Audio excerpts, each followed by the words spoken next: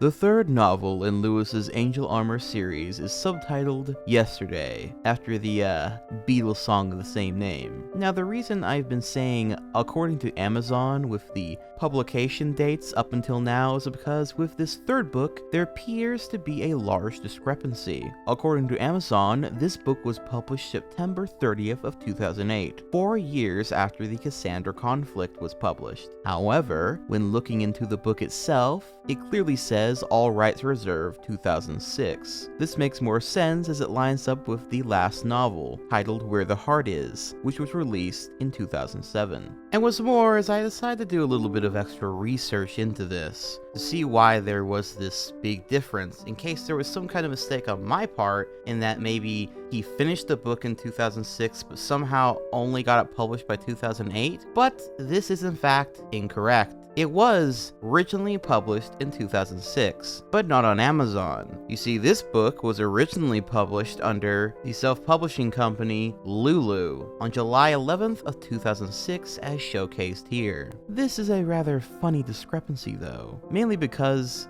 of this issue, many places where you can find any sort of info about this book series, which, trust me, isn't very much, will often confuse Yesterday as the last novel rather than it being the 3rd. With TV tropes making this mistake as seen here. Though that site is filled with misinformation, so I suppose that makes sense anyway. But also, the only place where you can really go to read these novels these days, the Internet Archive, also makes this erroneous mistake. It lists Where the Heart Is 3rd instead of 4th in the list of novels here, which is so funny to me because this means people probably base this info off of Amazon and nothing else, and never even bothered to look into these books and find out the proper order, which lines up because I'm convinced that absolutely no one besides some of Lewis's closest friends and maybe a few of his greatest enemies have actually ever read through all 4 of these books. Only I have been crazy enough to do this, though if any of you have, please do tell me. Stand up now, because if not, I'm convinced that I am the most dedicated Linkara fan to ever have lived. But anyway, tangent about this aside, the stuff on the back of the book reads, quote, "The 3rd book in the Angel Armor series. Following the events of the Cassandra conflict, Lewis Williamson is ready to head back to Earth. In order to find a way back, he must travel to the other continent of Sin in search of a spell to get home. However, the other continent is also Lithmanar's homeland. What secrets does he have about his past that he doesn't want the others to know about?" Unquote. So yeah, that's pretty much the rundown. So with that being being said, let's jump right into the content of this novel. So to start, unlike the other two novels, this book has a table of contents page, and more importantly, an introduction, which sort of gives us a look into the mind of Lewis at the time, what his thoughts and feelings were in writing the third novel. There's also a small little dedication note which reads, quote, "Dedicated to Catherine Arnold, and not Claremont, McKenna, Carleton, or any other college that rejected her. You guys missed out on a fantastic student and woman," unquote, which I thought was actually kind of sweet, to be honest. As for the introduction, well, let's go ahead and give it a read in full, shall we? Quote, "Wow, 3 books now, eh? It's hard to imagine that this series came about simply because I wanted to prove myself that I could. Well, let's get started anyway. This is Yesterday, the 3rd book in the Angel Armor book series. That means that it's a sequel and a direct follow-up to the events of Just a Boy and the Cassandra conflict. This is not something out of Michael Crichton or Arthur C. Clarke, where it's not really what might as well have happened after or what could have happened after. No, this is what really happened after. Not to say that the events depicted in the book really happened, of course. That'd just be stupid and crazy. Well, actually, when you think about it, it could have happened, couldn't it? Imagine, if you will, that all imagination, all creative thought are actually constructs that the brain sees from parallel realities, like in the flows of hypertime described in the pages of DC Comics. The events described in those universes flow from their own like a river into the minds of those of us here on our Earth, allowing great writers and artists to craft the storyline in whatever fashion we can think of. Neat little thought that all writers are actually historians, isn't it? Anyway, to get back on track, this is the 3rd book in the Angel Armor series. Now, as I have worked to promote the series and encourage people to buy them, many have thought that I have attempted to hint at a relationship, possibilities, religious symbolism, or even a fight against communism in my writings. As much as I grin at these interpretations of my work, I should note a few things. One, although the thoughts portrayed by Lewis in this story do reflect many of my political and/or religious beliefs, I am never attempting to hint at internal themes or messages in the stories. I despise pretentious themes, one way or another, on the subject, opting instead to either a balanced viewpoint on a matter, or better yet, simply attempting to entertain people. That's what my books are about, entertaining you. As John Arbuckle said in the first comic printing of Garfield, our only thought is to entertain you. Not as much that it doesn't mean that the political beliefs from the main character in the series don't get muddled into and therefore my biased opinion comes into play. However, it never means that I'm trying to tell you that this is how one should lead their life. I simply want to have someone email me or send me some fan mail that says, "When I read so-and-so, I leapt into the air and pumped my fist into the air, cheering for so-and-so." I want people to get excited about these characters and really root for them through the bad times and the good. Of course, please don't go to the extreme levels of obsession and feel depressed and/or just because things don't turn out the way you would have hoped them to. It's self-defeating and pointless. However, I love to get fan mail. Heck, hate mail is alright too. Why? Because I believe that people are smarter than Hollywood who have us believe and know what makes a good story. I will listen to suggestions, ideas, and other such things that you send me. Because, after all, as the fans, you're the ones I'm really working for. You get me the money that helps me keep writing these books and give you the next story. Eventually, these books might even pay for my very way of life, and that'll be cause for thanks to you all. I've gotten some complaints about the books, and I, hopefully, have managed to accommodate people while still holding together what I feel to be a good group of characters representing different beliefs, creeds, and philosophies. First and foremost among these was Lewis' stubbornness that actually pays off for him. Well, I think this book and the previous one have managed to make him slightly more tempered. But let's face it, would you rather have one of the stubborn ones than the one that would rather cry and talk about their feelings instead of actually saving the world? Next, there was the swearing. Yeah, it's pretty strong and it's been lowered a bit in the 3rd book. I hope you agree with me on that. And finally, the 3rd most common complaint is about Endo recovering quickly from her rape in the 1st book. Oh no. Well, there are a couple of things on this matter. Endo is from a different society, religion, and species, valuing many different things than Americans would value. Well, she certainly sees the rape as a horrible thing for her. She doesn't feel that it is as bad as some things that exist in her society. Also, Indo is a sorceress. Now, the rules about these things change from book to book, but I thought I had made it clear in the first 2 books that becoming a sorceress is not a happy process. Remember the secluded thing? The intake of magical energy? Think about all the things that would exist for her in a secluded room for months or years. These reasons and more could explain her recovery from the rape, but don't think it'll be a subject that will be forgotten in books to come. Now, in this book itself, although the central plot is about Lewis's quest to return to Earth, the main side of this is Lithmanar's story. Most people have told me that Lithmanar is their favorite character, and I love finally being able to reveal his past after hinting at parts of it for so long. The best part of it is that even if you have it figured out at the end, there might be a thing that will make you stop and go, This book contains the biggest collection of references to copyright material that I have ever tried, and I fear for the possibility of prosecution in some of these matters. So, I'd like to make a note of some things. Note of these things belong to me. I don't own the rights to Yu-Gi-Oh!, Evil Dead, Green Lantern, Tenchi Muyo, Sailor Moon, Pokemon, Nightwing, Vampire Hunter D, Steam Detectives, Pet Shop of Horrors, Star Trek, Star Wars, Cowboy Bebop, Trigun, Slayers, Vampire Hunter D, Read or Die, Babylon 5, Spider-Man, The Matrix, Evangelion, Gundam, and the Batman franchise. Please don't assume they belong to me, and I am never trying to say that I do own them. I love these things, and the matter that I reference them is pure fantasy. And while certain characters may identify some items or people in association with the above listed franchises, keep in mind, it's all going on in the mind of a very imaginative young mind, who only thinks they are those objects. As such, I have avoided trying to use anything directly outside of just referencing what the items/people are, and not using them in a manner that would infringe on copyrights and trademarks, and subsequently have people sue me. Anyway, that was my little rant/plead for mercy. As for stuff that does belong to me, while there is no mentioning of it in this book, I should note that a lot of things have happened for me since the original writing of this book, not the least of which is the creation of Lightbringer, a webcomic I write that takes place in the Angel Armor universe.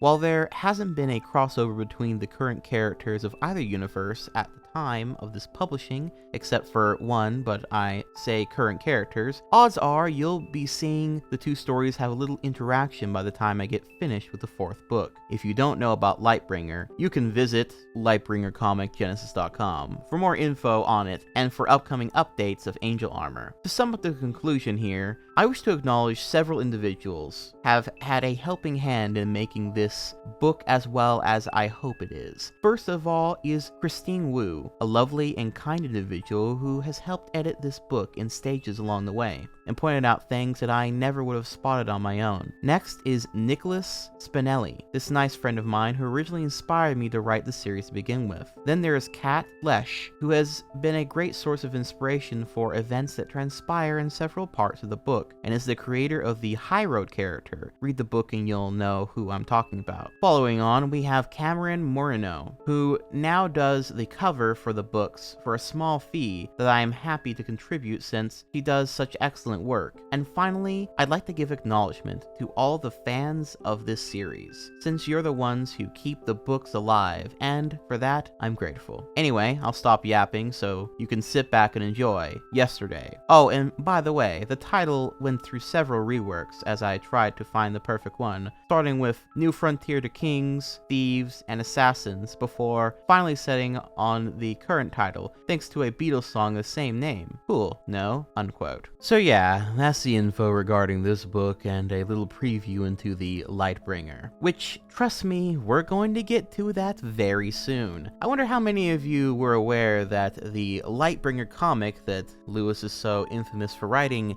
is actually an extension of the Angel Armor series. I thought it was actually very interesting that he did sort of listen to some criticisms at the time, and either seems to address them here or tries to justify them. I also thought it was very interesting to hear about Lithmanar being everyone's favorite character, and thought that that was kind of strange when I first read that out, because while I guess he sort of had a cool moment or two in the first book, he was almost completely absent in the second one, and to be honest, he just hasn't hasn't really had nearly as much time as almost every other main character at this point to really shine. But then a good friend of mine actually suggested that maybe Lewis, amongst his friends and people he was sharing these books with, had actually talked about Linkara a lot in the backstory and had sort of been hyping him up beyond the pages of the books to them, which I actually think makes perfect sense, and sort of weirdly enough made me consider what it was like to be friends with Lewis at the time, a boy who had so many creative ideas and had written at least 2 novels by this point, as he talked about non-stop about movies, anime, and comics that he consumed, while also talking about creative stuff he was working on and probably had a lot of opinions about a lot of things he really wanted to express, and how he apparently debated teachers on things and whatnot. Seems like he was at least a pretty interesting guy to talk to, if nothing else, I imagine. I also thought the whole what if artists and writers are historians thing was pretty funny, fascinating. It definitely reminded me of something else, just can't quite put my finger on it. And as for the whole these books openly mean to entertain you and I hate pretentious themes and stories bit, well, that's just complete bullshit, isn't it? Because these novels have, if nothing else, been very much a soapbox for Lewis to share his thoughts. And it's not subtle either, like, at all. Not that I'm complaining, but it seems that Lewis is a little bit in conflict with himself here. He wants to pretend like these stories are only just fantasy books, when they are just as much windows into his brain and worldviews as they are fantasy books. And not in a cringe, everything is political way, but in a bro literally just goes on a rant about all his opinions sort of way. Also, the Indo rape explanation being, well, she's just from a different culture, you see, is one of the funniest ways he could have possibly explained that criticism. But with that being said, enough of the preamble. Now let's finally jump into the contents of this novel. The book proper starts with a prologue that just simply goes over the context of the last 2 books. Nothing that we don't already know. Then we get this. Quote, yesterday, all my troubles seem so far away. Now it looks as though I'm here to stay. Oh, I believe in yesterday. The Beatles, Yesterday. So as the novel progresses, Lewis has quotes from the song Yesterday from the Beatles that I guess sort of line up with events in the novel, if only very vaguely, and honestly not really at all most of the time. It does sort of feel a bit pretentious. Not that I'm one to talk though, since in my book series I'm working on almost all the chapters, they have song titles or lyrics from songs as chapter titles that line up with either the feeling of the chapter or with a theme of the chapter or something like that. So, I can't really shit on Lewis too much for doing this, but still, it would have been a lot more interesting if the song actually lined up with more stuff actually going on in the novel. But oh well. Chapter 1, Lethargic. So this chapter can pretty easily be summed up as, after Lewis gets back to the normal time frame and celebrates with everyone, the man really wants to get some sleep, but no one will leave him alone long enough for him to get some rest. Linkara wants to propose a business deal with him about basically touring around AI, akin to a rock star. Endo and White Raven wish to discuss what Mira, who they never found the body of after Lewis knocked her ass out at the end of the last novel, might be planning now. Garrick wants to tell Linkara about the new prophecies and hopefully have Lewis translate the text so they can know what to expect in the future, all while Jordan tries her best to guard Lewis's bedroom door and have him not be disturbed by all these people, which eventually leads to a big argument between all of them outside of his door, which eventually wakes Lewis up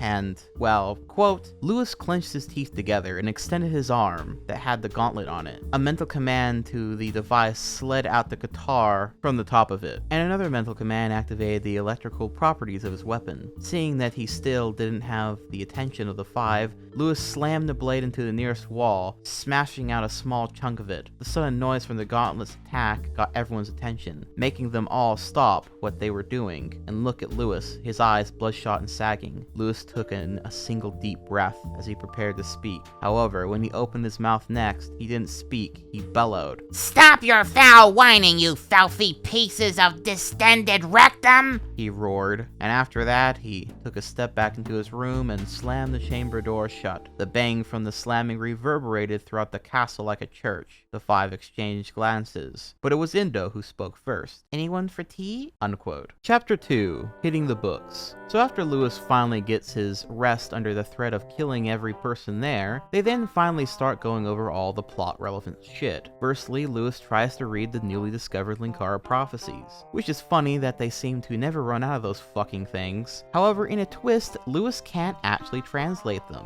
meaning that their fate is unwritten for now, for once in the story. Meanwhile, Mir is out on the loose somewhere with a book of strategy from the darkness, I guess, and they act as if this is something to be threatened about, but honestly, with how easily her ass was handled in the last book, it's kind of whatever. Bitch is a joke. Meanwhile, Lewis wants to find a way to go back home to Earth now, and wants to take Endo with him. So they need to find a spell capable of doing just that. And so they go on a quest to find a supposed artifact based on a small rumor to follow for magics beyond this realm or whatever. Something else interesting is the place they need to go to possibly find this means of magic is in the nation of Igel, which Lithminar seems perturbed by, hinting that he may have had some bad past there. And so that's the setup. They need to go follow this rumor, get an item that will help them go to Lewis's Earth, and so on and so forth. Let's go, bitches! Chapter 3, Objects in Motion. In this chapter,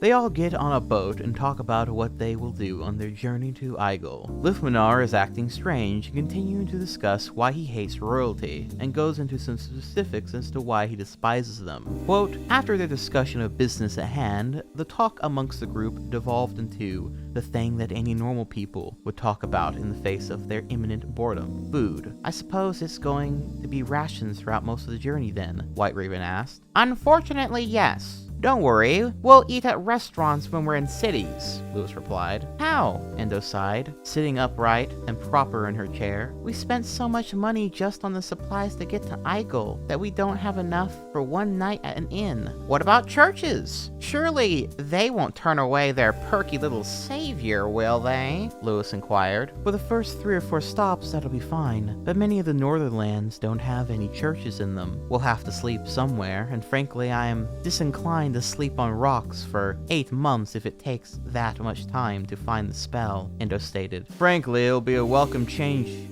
to some of this luxury that I've been forced to endure, Lithminar stated. And what, my friend, is wrong with luxury? Lewis asked, looking at Lithminar. Only that it perpetuates the monarchy. You sleep in comfortable beds instead of experiencing what the common people have to sleep on every night. We could all live in relative comfort, but the lords of the lands are quite content to keep it for themselves, if only to keep themselves in power. They have no care for the common person or their opinions and beliefs, he said, leaning back against the wall. And I suppose you prefer sleeping in the dirt or inside tents? Endo asked. I do, Jordan interrupted. You would. You're a keen warrior who has been bred for surviving in tough climates, White Raven said. Jordan shrugged. No, Lithminar said, getting back into the conversation. I don't, but it's still better than blindly buying into the lies and corruption of the royalty, so drunk on their own power that they spend money on luxuries and treasures that would be better spent on the people. Unray King's castle even had a tourism bureau, just so the king can gain extra revenue by showing off his castle to the peasants or visitors to the city. It's despicable. And I suppose that you stealing people's money is just such a noble act, isn't it? Lewis asked sarcastically. Say what you will about my profession, but at least it's the thing I've chosen to do.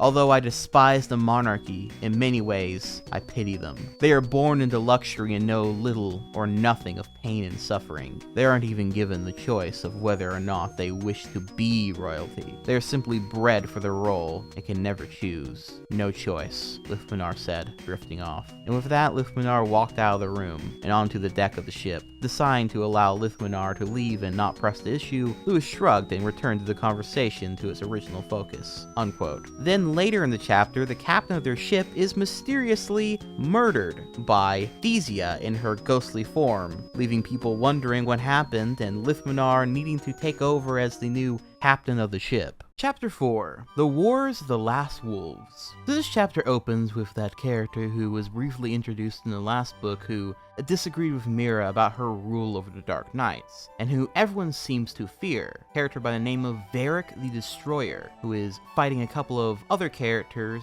set out to, well, destroy him.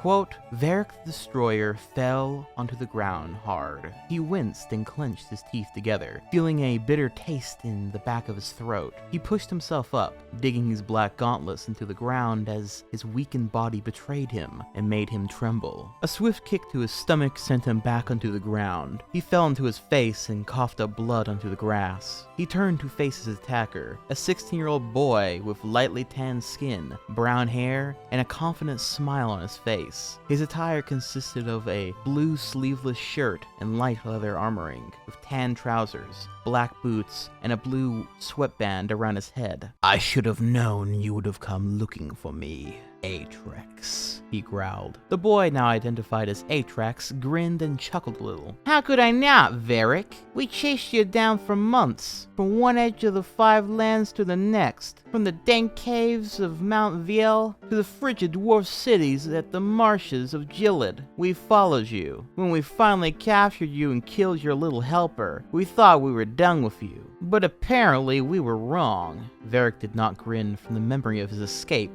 from the Gilead prison and joining Mira and the other Dark Knights at Soya. It was a simple task, he said. I'm rather surprised that you didn't kill me when you had the chance. There was enough killing already during those months. I didn't need to confound it by adding one more body to the count. It would not be honorable, Atrex stated. Varric spoke, continuing his sullen mood. You impotent keen warriors are all the same. Too quick to look to honor and valor to do the job you've been assigned. We should have conquered your barbaric land instead of focusing on AI. Unquote. Then eventually Varric is able to get his footing with a surprise attack on Atrex. But Atrex has some backup. Quote, he wore a dark blue cloak around a collection of white and beige shirts, giving him the look of an aristocrat or nobleman. His hair was a sky blue and came around his head in a relatively long length. A section of it seemed to cover the front of either of his eyes depending on the angle from which he looked at him. In his hand was a short metallic staff with a spherical end, a bright green jewel encased in the center of it. Various golden patterns and symbols adorned the shaft of the mystical object. Another distinguishing feature about him was the golden, spherical earrings on his right ear. Tempest! Atrax laughed. Are we to have a reunion now of our group? I thought you had returned home. Unquote. However, just as it seems as though the tired Dark General may be meeting his end between these two, he is suddenly saved by who else but Mira, much to his dismay. Quote, You! He roared with his tightened grip. I do not need the assistance of a woman. Thank you, Mira, for saving me from certain death. Thank you ever so much for aiding me when you didn't have to. You'll make a wonderful husband someday, Varric. Such an eagerness to gain the help of someone who has saved your life, Mira giggled. I have had enough help from women to last a lifetime. First there was that witch who never actually succeeded in killing our enemies and served no one but herself. And then you. You who desecrated the darkness and futilely tried to start a rebellion against the other lands of sin. I'm not sure which of you was worse, Varric hissed. Mira rolled her eyes and struck the whip out at Atrex, knocking him over and away from them as he tried to approach. Perhaps, my grumpy friend, we can continue this conversation somewhere a little more peaceful, she suggested. Realizing that he wasn't in any condition to fight her, Varric decided to agree with Mira and go with her, unquote. So yeah, and after all that, the two have a conversation about the book Mira has, which outlines plans from the darkness itself, as well as just generally speaking spells and strange powers that the darkness had access to, which they now have access to, that they could use to get revenge for the darkness and kill the Linkara, blah blah blah, but fucking blah, you get it. Ending the chapter on this note. Quote, we are the last wolves, Mira. The last members of the darkness faith. The Great One has fallen. His war is over. Our wars, however, have only just begun. Unquote. Wow, that was a lot of build-up. These two get a whole chapter to themselves, which I think is pretty interesting. I always enjoy in novels and the like when villains get entire chapters or sections to themselves. They must be the main villains of this book, huh? Well, no. Well, I'm sure they will have more chapters in this novel then, going over their plans. Well, no, not really. What about Atrex and Tempest? They were, introduced and have descriptions? Surely they... Yeah, no. Cool chapter, actually. It's kind of not bad, the way everything was presented, but it's not gonna have any kind of payoff until the next novel. So, moving on. Suddenly, I'm not half the man I used to be. There's a shadow hanging over me. Oh, yesterday came suddenly. Chapter 5, Passing the Time 1. And time 4, actually a pretty decent chapter. This chapter is basically about Lithmanar and Jordan getting drunk and talking about their pasts and basically just trauma dumping onto each other, as one does. Quote, "Where did it all go wrong?" she asked. Lithmanar raised an eyebrow. Strange. It usually takes several more drinks of alcohol before one gets into the melancholy stage of drunkenness. Of course, I was there long before my first drink, so who am I to criticize? Jordan continues staring at the ceiling. "We are alike in some ways, thief. You obviously don't want to go to Igel. Whether that be for some personal reason or just preference, I can't be sure of, nor do I truly care, but it is giving you distress regardless." "It's ironic," Lithmanar said, sitting up. "You want to return to your past, but are unable to because there is nothing left for you there. I want to stay as far away from my past as possible, but I am being forced to return to it." Jordan laid her head down in her arms and stared up at Lithmanar. "Perhaps we're not meant to be happy." "I can certainly agree with that. I haven't been truly, honestly happy in a very long time," Lithmanar replied, staring into his bottle. Jordan sat up and nodded. "You certainly try to be happy. You travel from place to place, embracing a free lifestyle with wealth, whiskey, and women, but in the end, it's all just superficial. Laughing and crying and friendship all seem like fantastic ideas until you actually try it out without any soul. You reject traditional ideals, try to make yourself out as an individual that stands out in a society that assumes that they're in a place they're in out of divine will. You're an outlaw and a rebel." Lithmanar rested his head back, staring at the ceiling as Jordan had been a moment ago. "But the truth is that it's a miserable existence. You love the cash flow and the glory of the job, knowing, or at least thinking, you're the best at it. But then your morals get in the way. The reason you do it in the first place becomes clouded and artificial. You say the reason you do it over and over, but it's just an excuse, and you're not fooling anyone. And so you think of everything that brought you to where you are now, hoping to find the dreams and goals you discarded that you could embrace once more. And when you reach that instant, the moment the reason becomes clear, you sink ever deeper into the shadows, trying to hide how shameful you feel and how much you wish it could have been you instead of her." Jordan's ears perked up. "Her?" Lithmanar's eyes got wide and he winced. "Nothing. Never mind." Unquote. It's a bit exposition dumpy and doesn't really feel like supernatural dialogue, to be perfectly honest, but I can forgive it a little bit because I do find it interesting that these two characters are discussing this and opening up rather than the whole thing needing to be overseen and overruled by Lewis, which I think has been a major issue up until now. All conflict, be they physical or emotional or philosophical, always seems to be solved by Lewis kicking someone in the nuts or going on a rant and kind of shuts everyone up. So it's nice to have a genuine moment between characters without that brat constantly being in the center of the conversation. And what's more is Jordan then goes on to open up about her experience as being a member of the New Blood Order, how she worked for everything that she got to the position that she's in, and how the existence of the Linkara almost seems to take away from her faith and her beliefs, as well as her being in a completely different frame of time than she was before. Everything about her life, including where she even goes after death, afterlife, her religion, her way of living, has all been stripped away from her, and she's left kind of not knowing what to do with herself. which Lithmanar ultimately relates to, and so they decide to drink a little bit more and toast to trying to figure things out. Meanwhile, Lewis is desperately trying to teach Endo how to play chess, but she just can't seem to wrap her head around it, which is a kind of cute interaction between the two. Then later on, Lithmanar and Jordan eventually get so drunk and emotional that they end up kissing each other, and then they go on to have extremely loud sex. So, yeah. Chapter 6. Passing the Time 2. So this chapter is kind of long, but honestly, what it amounts to mostly is, first off, Lewis in a rather creepy fashion asked how the sex was to Lithmanar and Jordan since he overheard them, I guess, from his room last night, and this seems to frazzle them. So, how was your night, you two?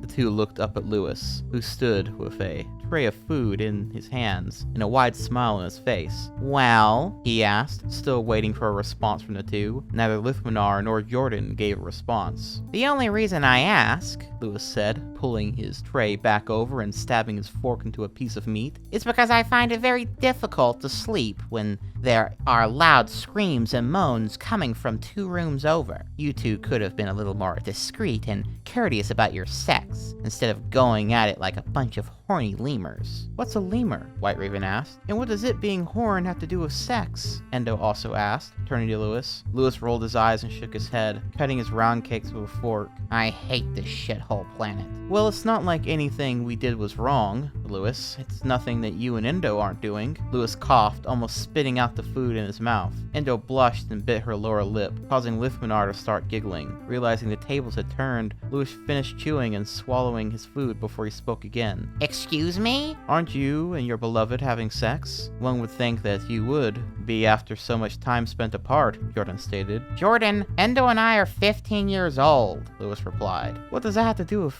sex? Sex is rarely more than an exercise between troops in the Keen Army. Since troops joined the army at an early age, I was having fun with many members of my unit when I was a pertit, Jordan explained. Well, maybe that's how it works in Keen, but that's not how it works in AI, Lewis replied. I seem to recall the priestess girl prostituting herself out to further achieve our initial journey and stripping in warrior's rests in order to get rooms at inns, Lithmanar laughed. Endo clenched her teeth and blushed more prominently, her face turning a pink hue. Those were, Lithmanar, shut your hole. Those times are over now. And the two 15-year-olds are not going to sleep with each other, no matter how much they're in love, Lewis stated.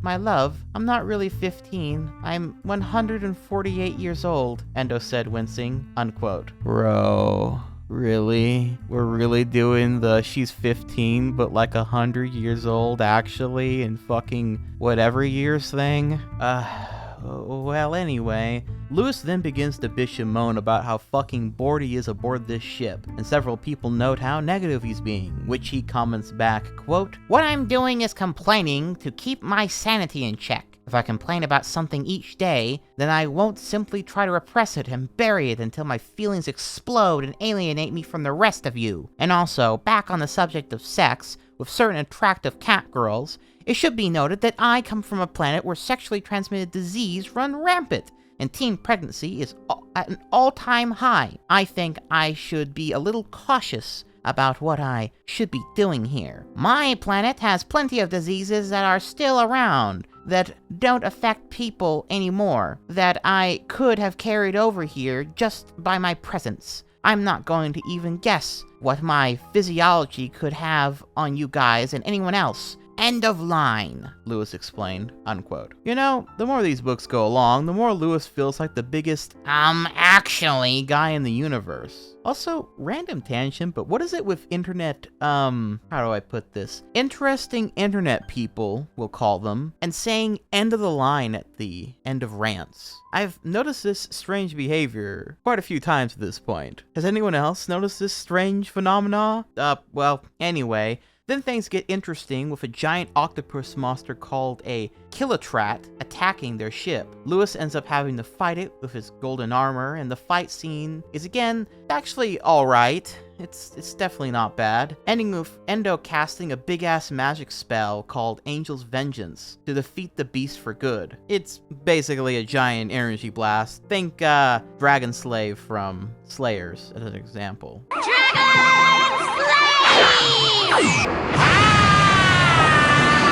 However, in the scuffle, Lithmanar was hurt badly by one of the stray tentacles of the octopus. Chapter 7, History Lessons 1. This chapter sees Lithmanar sick from the bad poison of sorts that he got from being attacked by the octopus, and so everyone is rather concerned for him, hoping and praying that he doesn't die from his wounds. However, strangely enough, they also find that they have a stowaway on the ship, who seems to be an old friend of Lithmanar's past, who's described as, quote, medium height with deeply tanned skin and noticeably brown hair. His outfit was very colorful, consisting of a red bandana around his forehead, white and brown shirts and armoring, and a pair of baggy green trousers. His feet were adorned with soft leather shoes, obviously for the purpose of sneaking around, unquote. Through some interrogation to see what he's all about, I see that he's very clearly a thief, who tries to make up a lie about accidentally being here, but they see right through his silver-tongued words and lock him up in the brig for now. Then, as Lithmanar recovers from his poison, he overhears that they have a thief named Enrique being held captive, and so he goes to talk to him. Quote, hello there. Who might you be? Enrique asked quizzically. Lithmanar rolled his eyes. Drop your attitude, Enrique. I'm not in the mood for it. Whatever you talking about? Enrique asked, tilting his head to the side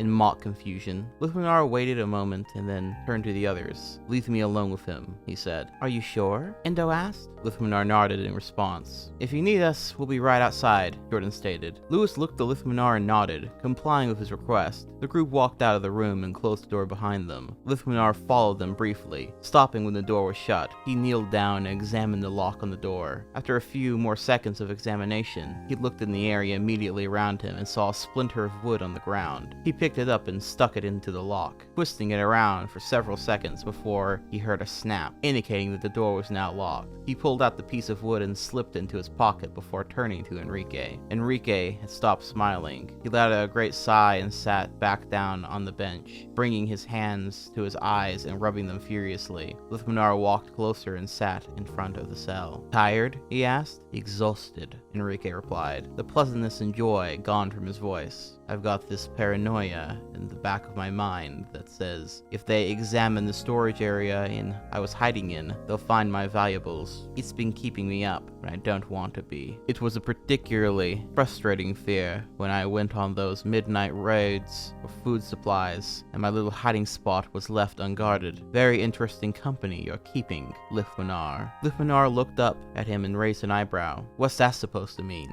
Well, Enrique said, looking down at Lithmanar. For one thing, you're traveling with a Linkaran priestess, a Dark Knight war criminal, and a keen warrior. And then there's that boy. Who is he? The kid? He thinks he's the Linkara, Lithmanar replied. Really? Enrique asked, suddenly intrigued and bright-eyed again. Yes, so does every other member of that religion that we run into. I admit, his skills are impressive and he fulfills the prophecies. That doesn't mean that the religion is correct, Lithmanar said. I've heard about your own little escapades while I was gone. In any case, what are you doing here? If you want passage on a boat, you could have booked passage on any of the vessels heading out to Igel, Lithmanar suggested. True, but this was the only ship that has you aboard, Enrique stated. Lithmanar glared at Enrique. You've been looking for me this whole time? Enrique nodded. Why? Enrique looked past Lithmanar's shoulder, making sure the door was locked and that no one was listening in on their conversation. I was sent here to request your assistance. The royal family has been slowly instituting reforms that have the intention of arresting and executing every thief within the land. Royal authority has been tightening the noose around agriculture and the merchants, making it nearly impossible for anything to get done. By our estimates, the land's economy will collapse in only 3 years. There have been talks of revolution, but most of the peasant and working classes are afraid of retribution if they should fail. We need help. Lithmanar looked at Enrique, waiting until he was finished. Finally, he shrugged. So? He asked. Enrique groaned and rolled his eyes, standing up. Don't you care about your homeland? People are suffering and dying over there, and they need your help. Lithmanar glared back at Enrique and stood up. I vowed never to return to that place, and you'll know exactly why. If you wish to go home and help, be my guest. However, I will not enter that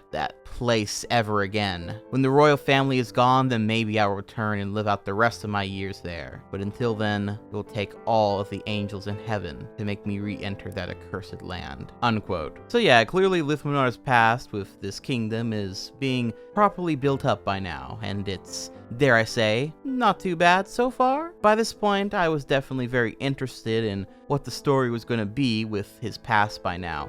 I have a little bit of a guess, and without spoiling it, it did turn out that my guess was indeed correct. But regardless, this is one of the few times in this whole series where a character's story isn't immediately spilled out, and instead is held back with pieces being given to us a bit by bit. Not bad at all. Chapter 8, The Exercise of Vital Powers. Long chapter this one, but basically they arrive in Iceberg and quickly get a pretty different culture than what they're used to, with Jordan, White Raven, and Indo all being shop monkeys and wanting to look at and buy all the cool stuff they see, much to Lewis's annoyance. Meanwhile, Lithminar is rather reluctant to leave the ship for now, and eventually a man in a cloak comes up to the group and says, quote, "I'm not looking to peddle anything to you. I was wondering if you've ever seen this individual," the man asked, pulling out a small piece of paper from his cloak. The group looked down at the piece of paper. It was faded, cracked, and worn down painting of a single individual at the age of 13 or 14, dirty blonde hair and a smile on his face, and an age around 13 or 14. It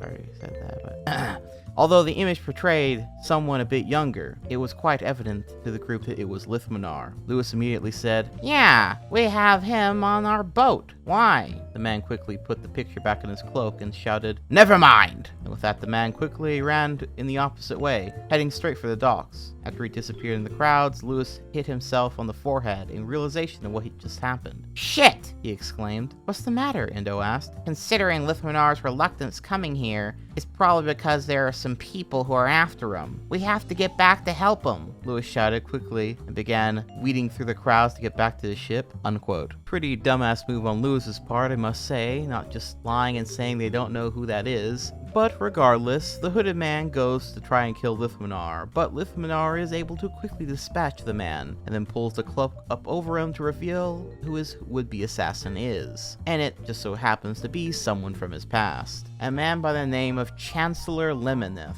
And basically, he quickly mocks him for trying to get him and fails, and then Lewis and the bunch go in there and they kind of hoist Counselor Lemoneth away, and then Lewis demands that Lithminar tell them what the hell is going on. What exactly is his backstory in this region so that they can know from now on who to avoid and what to look out for, as well as Lewis just believing yet again that there should be no lies between the group. And so from here we get a solid info dump regarding Lithminar's backstory and why he didn't want to return to Iceberg to begin with. Quote, "Alright," he said, "you want the truth? About 3 or 4 years ago, just before I became a thief, I was working as a palace servant in the land of Lovhaug. I was exchanged around a bit between certain noble houses within the government, including the former counselor, Lemoneth, from whom I learned to use a sword, and then surpassed. The royal family was rather kind to me and the other servants, despite our differences in society. Their daughter, on the other hand, was very kind, if you understand me." "You had an affair with the princess of the land?" Jordan gasped. Lithminar shushed her. "Quiet. The affair was brief. It only happened twice. I'm not sure how it happened, but her parents found out. Rather than risk a scandal where their pure daughter was soiled by a commoner, they threw me out of the palace. However, they didn't stop there. Although what had happened to Princess Annalie wasn't official knowledge, the royal family quickly made sure that my life was in ruins because of the things their daughter had done with me, which, by the way, they blamed me for. I was taxed heavily. People rejected me because they knew that I had been marked for punishment. I had to scrounge for food like a dog, barely surviving on the meager, decaying scraps of food and life-giver that I dug out of the alleys. I left the land, but their agents followed me. Everywhere I went, I was harassed by the agents of the royal family, attacked and robbed at every opportunity. Finally, a thief helped me. He taught me how to steal and defend myself, particularly with throwing knives. The royal family eventually captured him and executed him. He had helped me for a year, and I felt obliged to finally fight back. I raised an army of thieves and other citizens who were sick of the high taxes and the royal family and tried an uprising. I commanded such great loyalty from them. That individual who bowed before me back in the 3rd Division was one of those who fought for me. Why were you so disinclined to tell us this? White Raven asked. Lithminar sighed and turned away, wincing. He closed his eyes and shook his head. Because I made a great, embarrassing, and terrible mistake. The night before our final attack that would have toppled the royal family, Princess Anna Lee managed to find our staging area. She came to me and said that she had always loved me and wished to be with me and help me with the attack. I, in my youthful lust, fell in love with her very quickly and slept with her once more. I then revealed our entire plan to her before falling asleep. Sometime during the night, she snuck back to her parents and told them the plan before returning to my bed. The attack was a disaster. Few of the people survived the attack, myself included. When I went to the princess, she laughed in my face and revealed that the whole thing was a setup. In my rage, I murdered her. I took one of the throwing knives that belonged to my thief mentor, Darrell, and stabbed her 20 times in her belly. The royal family hunted me down until I finally escaped to AI. Lithminar turned back to the others and glared at them. Now do you understand why I'm so disinclined to come back here and be seen in the public? The wanted posters have been taken down, but my face has forever gone down into the minds of all the people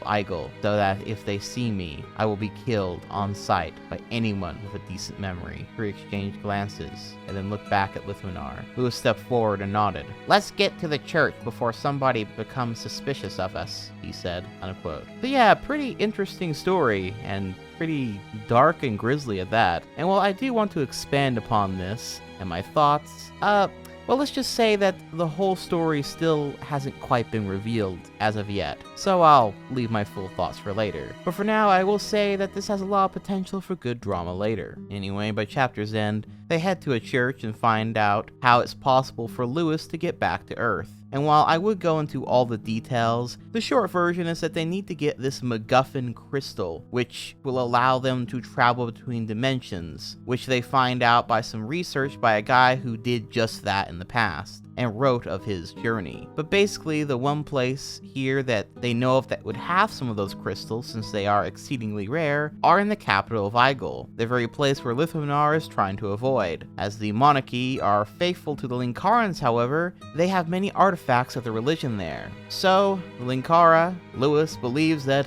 he will be able to persuade them to hand them over. And so, off they go. Why'd she have to go? I don't know, he wouldn't say. I said something wrong. Now I long for yesterday. Chapter 9, A Different Sunset. So this chapter sees the party off on their way and eventually setting up camp for rest. But while they rest and Lewis is away for a bit, the group all discuss if they are going to go back with Lewis to Earth whenever they get the crystals and whatnot. And it is with deep sadness that the entire group starts to realize that they all have reasons for why they shouldn't or can't go with him. White Raven doesn't want to go because she feels responsible over the fates of Mira and Varric the Destroyer, and so long as they exist and can cause trouble, she wants to stay here to try to find them and destroy them. Jordan doesn't really want to go because she's already a fish out of water in this place, and then she'll be an even bigger fish out of water on Earth, so the whole thing just seems like it would be even harder for her to adjust there. Lithminar seems keen on joining Lewis since he's really got nothing to lose, and it seems like it could be somewhat of an interesting ride. And Endo, surprisingly, doesn't seem to want to go with him either. And it's because she is sad that she will have to leave her family and life behind, but is afraid to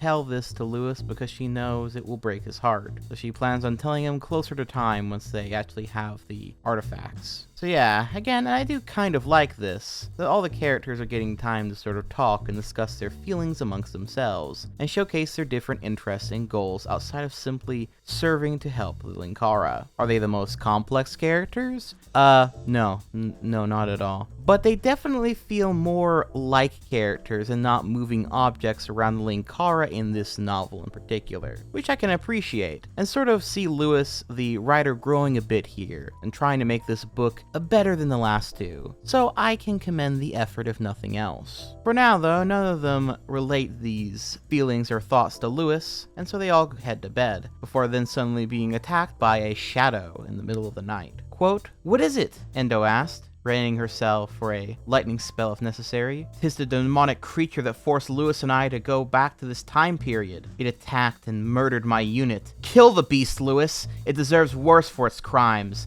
But I am feeling quite generous at this late time of night," Jordan replied. "I'm very tempted to, Jordan, but I think we should try to get some explanations out of the little bastard before I slit his throat from ear to ear," Lewis growled. "My ruler shall rip out your spine, you insolent," the shadow hissed. Lewis pushed the blade against the shadow's neck, a few sparks of electricity hitting its skin, unquote. They end up knocking the creature out after this, and instead of killing it, they wish to interrogate it and find out who it was sent by, to which the creature describes its master as, quote, "He is a great demon of limitless power. He consumes the souls of the living and regurgitates them as shadows and servants. He wants dominance over this world and all others." "He sounds gross. Why the interest in my armor and me?" "The Great One knows all, but your armor is a mystery to him. He cannot see what it is or where it came from, and an unknown to one who knows everything is a threat. When we could not learn the secrets from you, it was decided to simply kill you." "How come it took him this long to send someone to kill me? Sounds like your boss is kinda lazy," unquote. Now, this is actually a lie by the shadow, because in truth, the one who sent him, as we already know, was Thesia, who seems to exist in this void space of sorts. Quote, "Wherever Thesia was, she smiled. She hadn't actually taken the time to name the place she was in. She merely considered it her void, a place of infinite black and emptiness, where she could finalize her plans for Sin and herself. It possessed all of the necessary tools and resources that she needed to conduct her normal operations, which was absolutely nothing. She herself had gained enough strength over recent years to build up her power and plan out exactly what she was going to do at every step of the way. Years was an interesting way to describe how long she has spent in the void, since time seemed to operate under different circumstances here, to the point that she wasn't sure if she'd been in this place at intervals of seconds or centuries. For the moment, she was content to merely smile and watch. She was pleased that her shadow servant had played the role exactly that she told it to. After her failed attempt to gain information on the Linkaran armor by having her shadow invade his mind, she had taken the time to carefully consider all her plans and come up with one that would suit her needs for now. She had at first appeared to the watchman and murdered him to either push the Linkara boat off course or kill him, or simply to allow him to start becoming suspicious about the things happening around him. Her next step had just happened. With her shadow appearing and attempting to murder him, she had figured that even if Lewis lost and had indeed died, she would have had infinite time to study Lewis's armor and try to get it from his corpse. Lewis had managed to save himself and even capture the shadow, just like Thesia had wanted, unquote. So yeah, she seems pretty cool, I guess. I can't wait to learn more about her. Not in this book, though. Yeah, similar to Mira and Varric the Destroyer situation, we are given a small peek behind the curtain at a cool villain who seems to be plotting things that goes nowhere in this novel for now. Chapter 10, A Chance Meeting. So this chapter sees Lewis and co. make it to the capital and talk to the king and queen to get those crystals that they need. However, there's a little bit of an issue with that. See, they no longer have the crystals they need. Even though they would love to give them to their lord the Linkara, the crystals were unfortunately stolen by the Assassin Society of Dunham. Think sort of an assassin guild of sorts. And so Lewis decides they are going to need to break into that place and get the crystals from there, and ends up kind of planning things out in the middle of the throne room. But while planning, he accidentally mentions the name Lithmanar in the king and queen's presence. And they just so happen to know that name, since according to Lithmanar, he killed their daughter. Quite the stupid thing for Lewis to have done, I must say. But they are actually interested in the name Lithmanar for a very different reason than Lewis would be thinking of. Quote, "Well, I guess we'll have to sneak in to find them. Unless, of course, you have any spare jewels, like the one I need?" The king and queen both shook their heads. "Alright then," Lewis said as he stood up. The other people at the table quickly stood up in response to Lewis's standing. Lewis looked over to Endo to speak. "Endo, I think we'll be staying here another day or two to plan the best route to Dunham. In the meantime, I want you to go back into the city and see if you can locate Lithmanar. Explain to him the—" "What did you say?" the king asked, his eyes widening and his mouth agape. Lewis swore in his head. He turned back towards the king and queen. "Oh, nothing. I need my friend to go back in town and find our friend Leventha. He's a tricky little dwarf who—" "You said Lithmanar," the queen interrupted. Lewis shook his head. "No, I didn't." "Yes," the king said, taking a step forward. "You did." Lewis swore again under his breath. "It doesn't matter what I said. It's not like it's somebody you really know." The king gritted his teeth together and glared at Lewis. "You've met Lithmanar. You found my son." It was Lewis, Endo, and White Raven's turn to get wide-eyed. "Your what?" White Raven shouted. "Guards!" the queen shouted, unquote. And so they then need to make a hasty escape when the diplomatic conversation doesn't work out the way they wanted to, since they are also now convinced that Lewis isn't even the real Linkara and he must be some kind of mage of some sort lying to them. So after a quick battle, they all end up escaping from the castle, and then through the use of spells find out the place that Lithmanar went to go hide out while they were all there. When they finally find Lithmanar again, the jig is clearly up, and Lewis is pissed and demands that Lithmanar not lie any further, and to finally tell the truth about his past, and if he is really a prince and what have you, leading to a chapter all about Lithmanar's true backstory. It is interesting, right, that Lithmanar lied to them again, and I can understand Lewis being kind of upset about that, but also this entire mess was entirely Lewis's fault because he stupidly said the name. In fact, the conflict for quite a bit of the rest of this book would have never happened if Lewis hadn't have made that fatally stupid mistake that he should have known by now to not make. But, whatever. On to the next chapter. Chapter 11. History Lessons 2. Quote, "From the day I was born, I was told that I was special, that I was different from the commoners. In fact, the point that I was above them was burned into my mind, so that I understood it to the core of my being. At age 5, they began to formally educate me in all things that were known in the world, although my parents stressed knowledge in the Linkaran religion. Unfortunately, I admit that I was pretty good at it. I memorized the prophecies and the history of the Linkaran Church from its foundings in the First War with the Terrafell Arbiters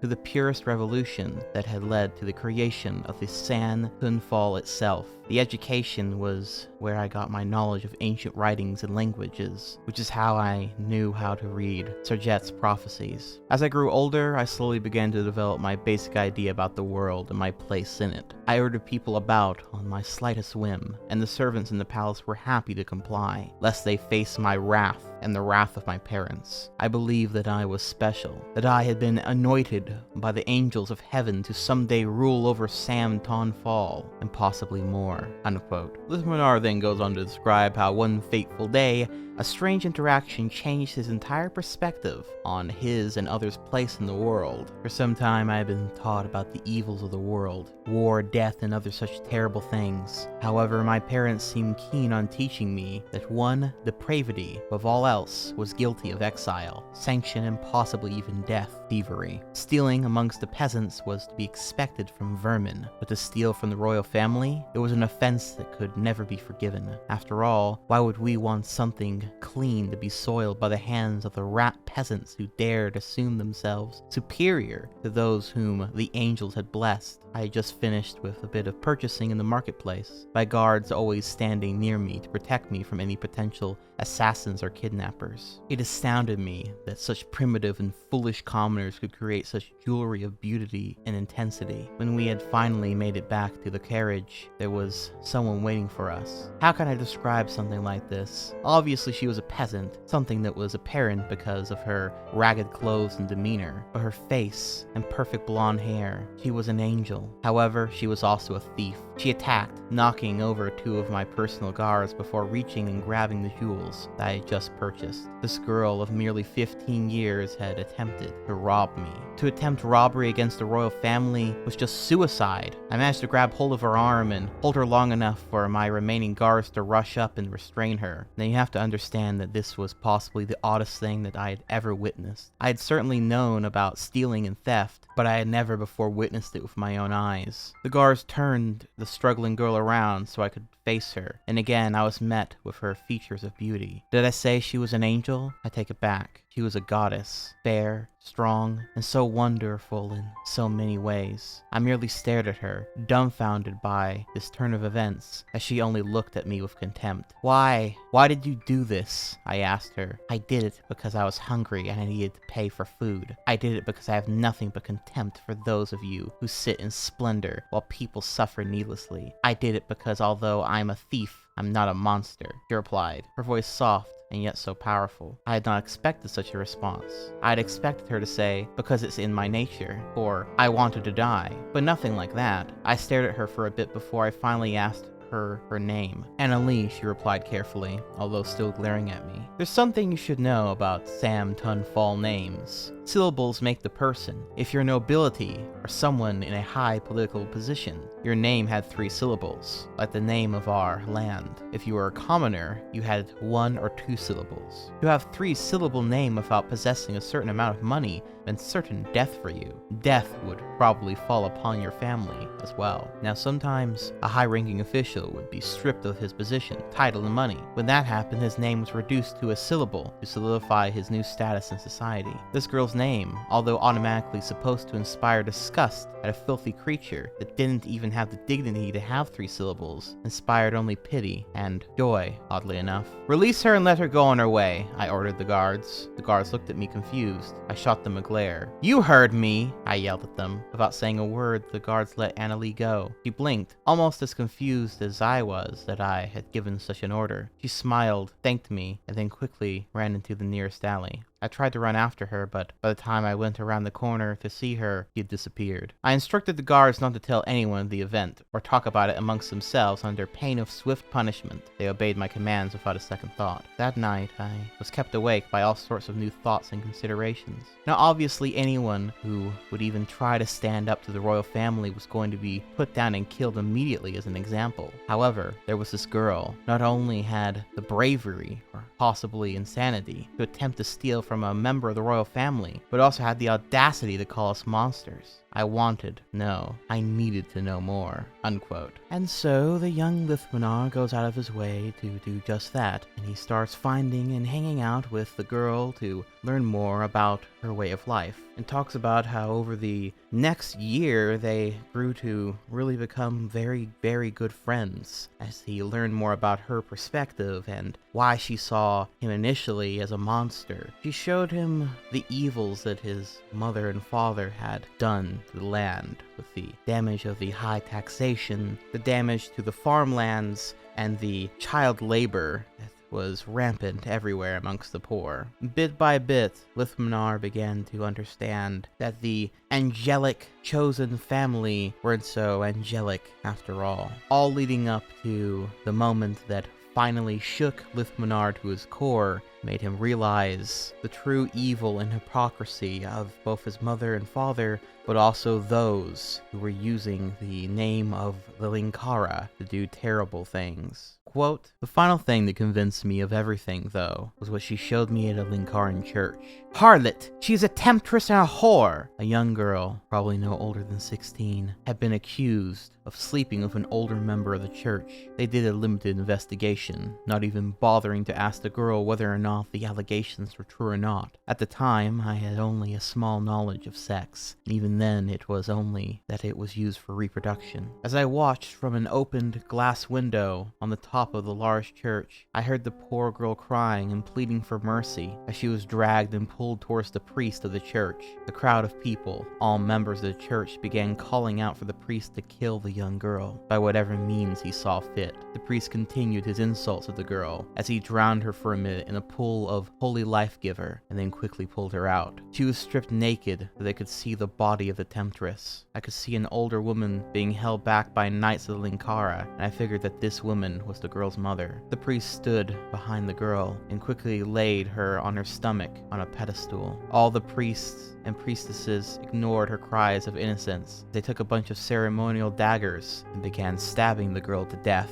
They subsequently placed the older woman in prison for producing a temptress. I'm not sure of what happened to the man who the girl had been accused of sharing the same bed with, but knowing the church, it was either a minor punishment or a similar fate to that of the girl or woman. That night, for the first time, I had borne witness to a tragedy that makes me sick anytime I think of it. I threw up in the alleyway that Annalie had taken me into after witnessing the spectacle made by the Linkaran church. Do you understand what I was trying to show you here? Annalie asked me after I had partially regained my composure. I shook my head, still in a bit of shock. Monsters and demons rarely come in their native form, Lithmanar. It's easy for them to seduce people if they're in the form of an angel. The Linkaran church is like that. They draw people in, promising salvation from a savior who will someday end the darkness, and then only pay you back with punishment at the slightest infringement of their tenets. You have to decide for yourself what you want to believe in, but I encourage you to make sure you know as much as possible from both sides, even if both are biased ones. At the time, I thought that she had meant that I shouldn't trust the Linkara. My naivete and simple-mindedness were what caught up to me in the end." Unquote. It wasn't long before Lithmanar's parents started noticing Lithmanar's strange behavior, and eventually Annalie teaches Lithmanar how to be a master thief as well, or at least a pretty damn good one. He begins questioning his parents' rule, and their orders, and their religion, and their philosophies to their face. This eventually is what leads them to finding out about Annalie, them seeing her as a threat and a terrible influence on their heir. They take drastic actions, spying on him until he is eventually caught with her, and both are captured. Quote, "You associate yourself with this rat! Have you no decency? Are you a prince or a common thief?" My father yelled at me. "But father, she's not a..." My mother slapped me. "That's exactly what she is, you little idiot! No, she's less than a rat. She's a thief. A plague to be removed from this earth. I'm sure this one has been spreading her filth to other men. Tell me, thief, are you a whore too? Do you break the sacred tenets of the Linkara?" My mother shouted at Annalie. Annalie merely glared back at her. "Did you sleep with this vermin, Lithmanar? Did you lie in bed with her?" My father growled at me. "No, we never did." I was slapped again, but this time by my father. "Tell me the truth!" "We never slept with one another. We're your friends." "Friends?"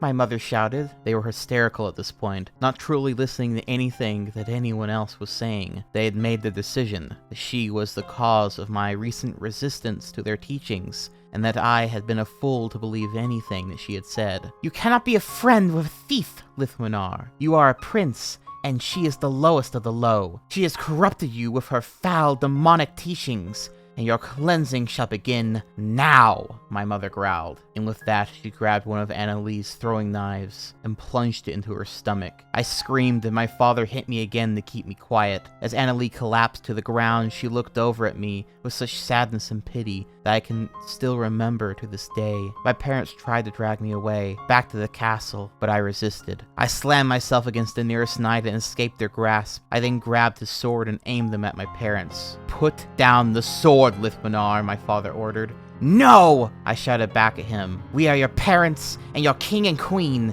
You will obey us," my mother stated. "No, I won't," I said, glaring at them, tightening my grip on the weapon. She was right. I never wanted to believe her, but Annalie was right. You're not rightful rulers appointed by the Linkara to watch over the lands.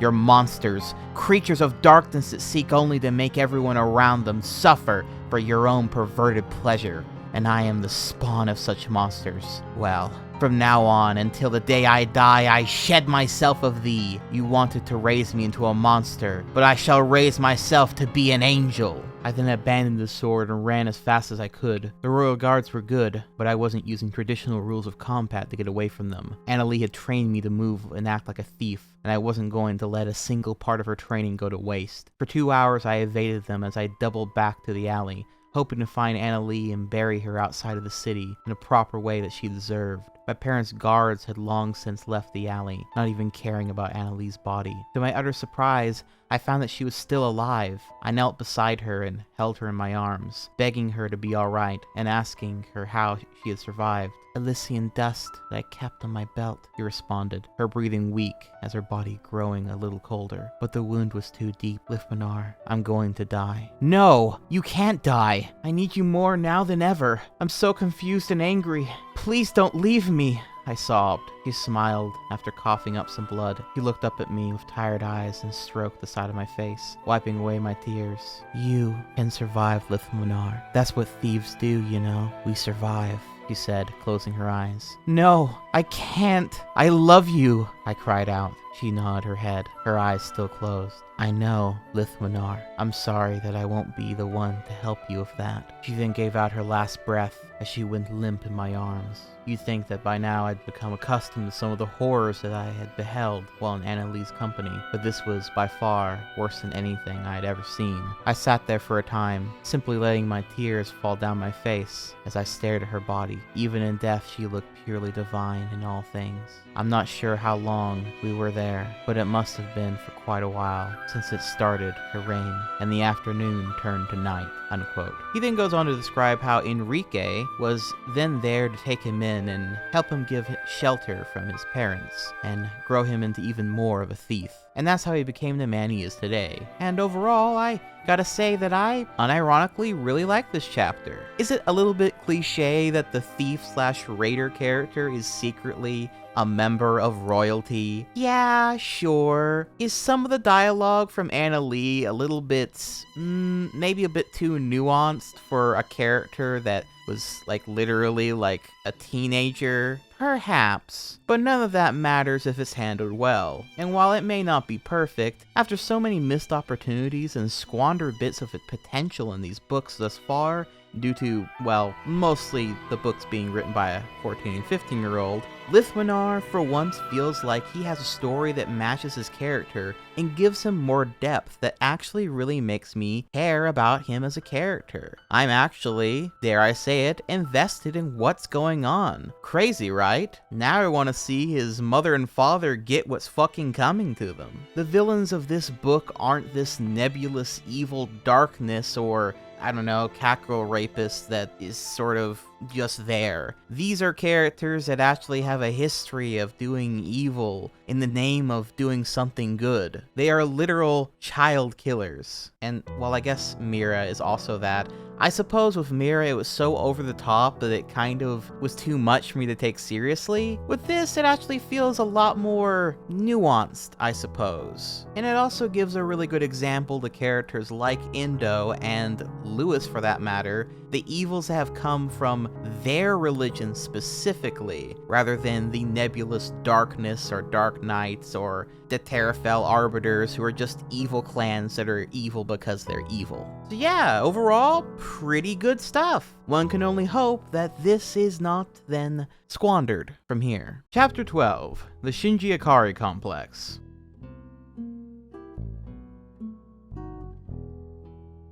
Okay, it's not a deal breaker, but you ever feel a sense of whiplash so bad that you feel like it actually warped your brain a little bit for just a moment? Well, that was exactly how I felt going from that pretty well-written chapter, all things considered, into this chapter title. Made all the worse and more annoying by the actual context of it as well. So with that in mind, what is this chapter about? Well, this chapter sees the gang decide to make their way to the Assassin City and see about making a deal to get the crystals from the Dunham Assassins or whatever. Also, they all understand Liftmanar more now, so that's good and shit. Though, oddly enough, Lewis doesn't really have a whole lot to say on the matter, which is interesting because he usually has a lot of opinions about fucking everything. but he seems to have no strong feelings or thoughts in regards to the people that are using his name for such evils. But along the way, what Lewis does get philosophical about is his own optimism, and we get into what he likes to call the Shinji Ikari complex, and it's, how I put it, very cringe, extremely so. Quote, Lewis was laying at the edge of camp, his eyes transfixed upon the stars above him. Lithmanar approached him, a bowl of soup in his hands. Frankly, I don't see what your problem is with soup. It's simplistic and nourishing, exactly what life should be, Lithmanar stated as he ate another spoonful. Yeah, for you, maybe. I prefer a wider variety of foods other than broth, meat, and vegetables, Lewis responded, closing his eyes. You're upset, aren't you? Lithmanar asked, putting down his soup. You're damn right I'm upset, he said, turning to him. I'm sick and tired of having to do this. Travel around on one journey to the next with a goal in mind, but it's always just out of reach. I'm irritated by always being on the run, someone chasing us down with the hopes of killing us. The darkness did it, the Terrafail Arbiters did it, those shadow things are doing it, and now we're being hunted by your people, Lithmanar. What kind of shithole planet is this? Where the sum total of one's existence is moving around being chased by God knows what, and even knowing whether the next day will be your last one. I know what you mean, kid, Lithmanar chuckled. Lewis sighed and bit his lower lip. I'm sick of feeling this way. I don't want to be the one complaining about things. I'm an optimist. We're not supposed to do this. We're the ones who combat evil with smiles and cleverness, not complain about the little details. My God, I must have the Shinji Ikari complex. Lithmanar stared at Lewis, bewildered. The what complex? Lewis grinned and began to explain. You know how on Sin there are theater plays and such? Well, we have them on Earth. Except sometimes they can do entirely with drawings instead of real people. One is called Evangelion, and its main character is one Shinji Ikari. Shinji Ikari has had it rough. His father left him when he was young, his mother died, and he's now chosen to be the world's savior. The problem is that, because of various emotional and social issues that he acts depressed and whiny all the time. The Shinji Ikari complex is something I invented after finishing Evangelion. Essentially, the complex is where the hero, instead of thanking the world for what he has, decides to complain and whine about his life. I have so many great things here on Sin. A girl who loves me, good friends, adventure, and the ability to fly through the air while kicking the asses of bad guys. And yet all I can do is complain about the fact that I get chased around a lot. What I need is a good old reminder about what it is to be an optimist and a generally upbeat guy, unquote. I don't want to go into great depth about why this reading of Evangelion is wrong, since many of you may not even be aware of what the hell I'm talking about here, and maybe some of you don't care either. But needless to say, Lewis, and I mean Lewis the author's reading of Shinji Ikari as just a guy who was whiny and not appreciative of what he had in life, is a very childish and immature reading of the show, which I suppose lines up. He was a teenager when he wrote this too. I think he was around 17 or so when he wrote this. But I also find Lewis, the character, very annoying. Not because he's whiny, but specifically because of this entire concept that he's built up in the book. Because I suppose there's supposed to be an obvious parallel between him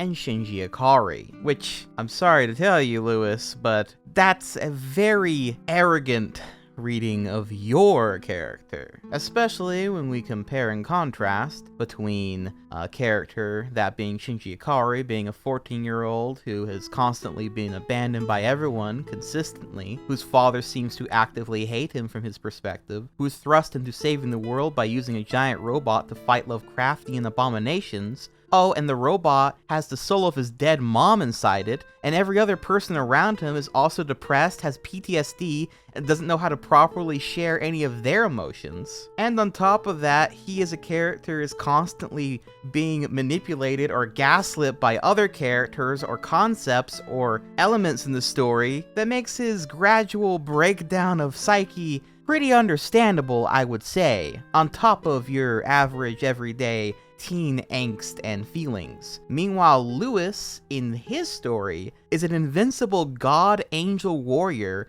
with a Catgirl bitch and a bunch of people who support his every single move. He's literally Jesus in the fantasy world. And while yes, he does have people coming after him trying to kill him, once again, I must note, bro is literally invincible. And he's crying because he is tired of eating soup. I'm an Evangelion fanboy, don't get me wrong, but it's not even so much that it's spitting in the face of that series, it's just more so that Lewis the character is comparing himself to a character that has it so much more worse off than him. It just makes him come off as an even bigger narcissist. And that would be okay if someone would call him out on that once in a while, but again, no one ever does, because when Lewis goes on a rant in these books, he always wins the argument. But moving on, I suppose. Eventually the group finds themselves out in this big flower field of sorts that has this strange drug-like effect if you breathe in the fumes for too long that causes you to go all loopy and shit. I guess it's something like extremely strong weed or psychedelics, something of that sort for this fantasy universe. And it's here where they meet up with one of those assassins from the Dunham Assassin Guild by the name of High Road, who is also that character that Lewis mentioned in the intro to the book that one of his friends actually created. And we get a description of her as follows. Quote, she was female, but her nose and mouth were being covered by a mask of some sort held up in a chain behind her head. She was about 5'5", with gray eyes that had a gold outline. Her long hair, which had the back of it tied in a ponytail while the rest just brushed her shoulders, was a combination of gold, red, and orange, resembling tree leaves in the fall. She had a black blouse and miniskirt, but her legs were covered by some sort of combination of trousers and stockings. Her arms had belts wrapped in certain areas, while her ankles and wrists were covered in black leather armoring. Flowing behind her was a black cape, but it appeared to be easily detachable. Her feet, instead of being protected by shoes, had sandals on them, unquote. And so she reveals after a quick fight that she actually means them no harm, and that they have been expecting them come, actually, and they welcome them all into the city of Dunham with open arms as fellow enemies against the evil royals. Chapter 13, Assassins. So they get into the city and we learn some lore about how this assassin guild works and yada yada yada. It's alright. It's definitely some of the better put together bits of lore Lewis has come up with. And then Lewis goes on to ask them about the crystals and if he can get them in exchange for something, whatever. But as it turns out, Luthmanar's evil child-killing parents aren't exactly the most trustworthy folks on their word. So they soon find out that the assassins never stole the crystals from that place. And in fact, they are trying to have some sort of sense of peace because the royals want their society destroyed. So they are trying to make up some sort of peace treaty or something with them, all of which really pisses Lewis off because he really wanted those crystals to go home. And thus now they all have a common enemy. So they plan to get those gems and possibly make peace between the two cities. And yeah, characters sort of hang out for a little bit then, and we get this quick little backstory for the character of High Road. Quote, so what's her story? She doesn't seem to act like the other assassins here, Lewis asked, pointing at High Road. Inda looked over at High Road as she spun a series of knives around in her hands. Well, I was curious too, so I asked some of the other assassins about her. Apparently she wasn't born into the Assassin's Guild, but was adopted by it later. She was born into the service of a nobleman along with the rest of her family. However, her mother was suffering from a disease of the mind, and as time went on, she eventually grew more and more mad. At the age of 12, High Road was raped by one of the nobleman's sons and became pregnant. However, the rape cut the final string of sanity for the mother. She eventually became a recluse in her room. 7 months into her pregnancy, High Road went to her mother in the hopes of comforting her and rekindling her mind. However, it was too late. The mother killed High Road's unborn child through a vicious attack with a knife. and then killed herself with the same knife. The nobleman, fearing scandal, had High Road healed, but expelled her from the city. She wandered into Dunab, and they took pity on her. They adopted her into the guild and trained her to be an assassin. Lewis blinked and slowly looked at Indo. Is it just me, or does everyone on this planet have some sort of dark, depressing past or secret that forces them into deep emotional trauma at some point in their life? Unquote. Interesting. It's a shame we don't really see much of this character again after this, but still a very cool detail to randomly give her some backstory to make her a little bit more memorable, I suppose. And I also think it is very much in character for Lewis to hear this tragic backstory about this character, and then for him to point out how, wow, that seems kinda cliche at this point. But anyway, they all then hang out there for a while longer, and then Jordan and High Road decide to spar a bit, and we get an actually really fucking cool scene of these two characters with very different outlooks on life and upbringings debating each other while they also fight. Quote, High Road took a few steps back from her and then bowed in respect of Jordan. Jordan did a similar gesture to High Road and brought one of her lighter axes to bear. High Road pulled out 2 throwing knives from behind her cape and tossed them at Jordan. The spinning blades headed right for her shoulders. However, Jordan brought her axe up and deflected the first knife with the blade of the axe, while the metal hilt of the weapon blocked the other one. Jordan stepped forward and swung her axe across High Road's chest, but she had already leapt backwards and out of reach of the blade. I admire your people, High Road. You possess a drive that I wish had been more prevalent among the sand warriors of Keen during my time, Jordan pointed out. High Road then forward slashed with one of her knives at Jordan's legs. However, she jumped up and out of the way and brought her axe down on High Road's skull. High Road blocked it with one knife and then tried to slash at Jordan's legs again, but Jordan bounced back and out of reach, twirling her axe around, once in her arm. As I told you before, our methods of conducting matters are entirely different. Keen believes in victory and honor, while Dunab trains to kill and only kill, High Road stated. Jordan charged forward once more, but High Road leapt up and grabbed onto the branch above her. While Jordan was spinning to attack, High Road swung down and kicked Jordan in the side, pushing her onto a branch. High Road got down, picked up one of her discarded throwing knives and flung it at Jordan. Jordan rolled to the side as the knife hit the part of the branch where she had been moments ago. She then got up and pulled out a throwing axe, returning the gesture at High Road, and tossed it at her face. High Road dashed out of the way as Jordan got herself back up. And yet it's done with honor. I saw the regulations that you set up for assassinations. They outline what sort of assassinations cannot be done, and what assassinations should be done. Assassins do not like assassinations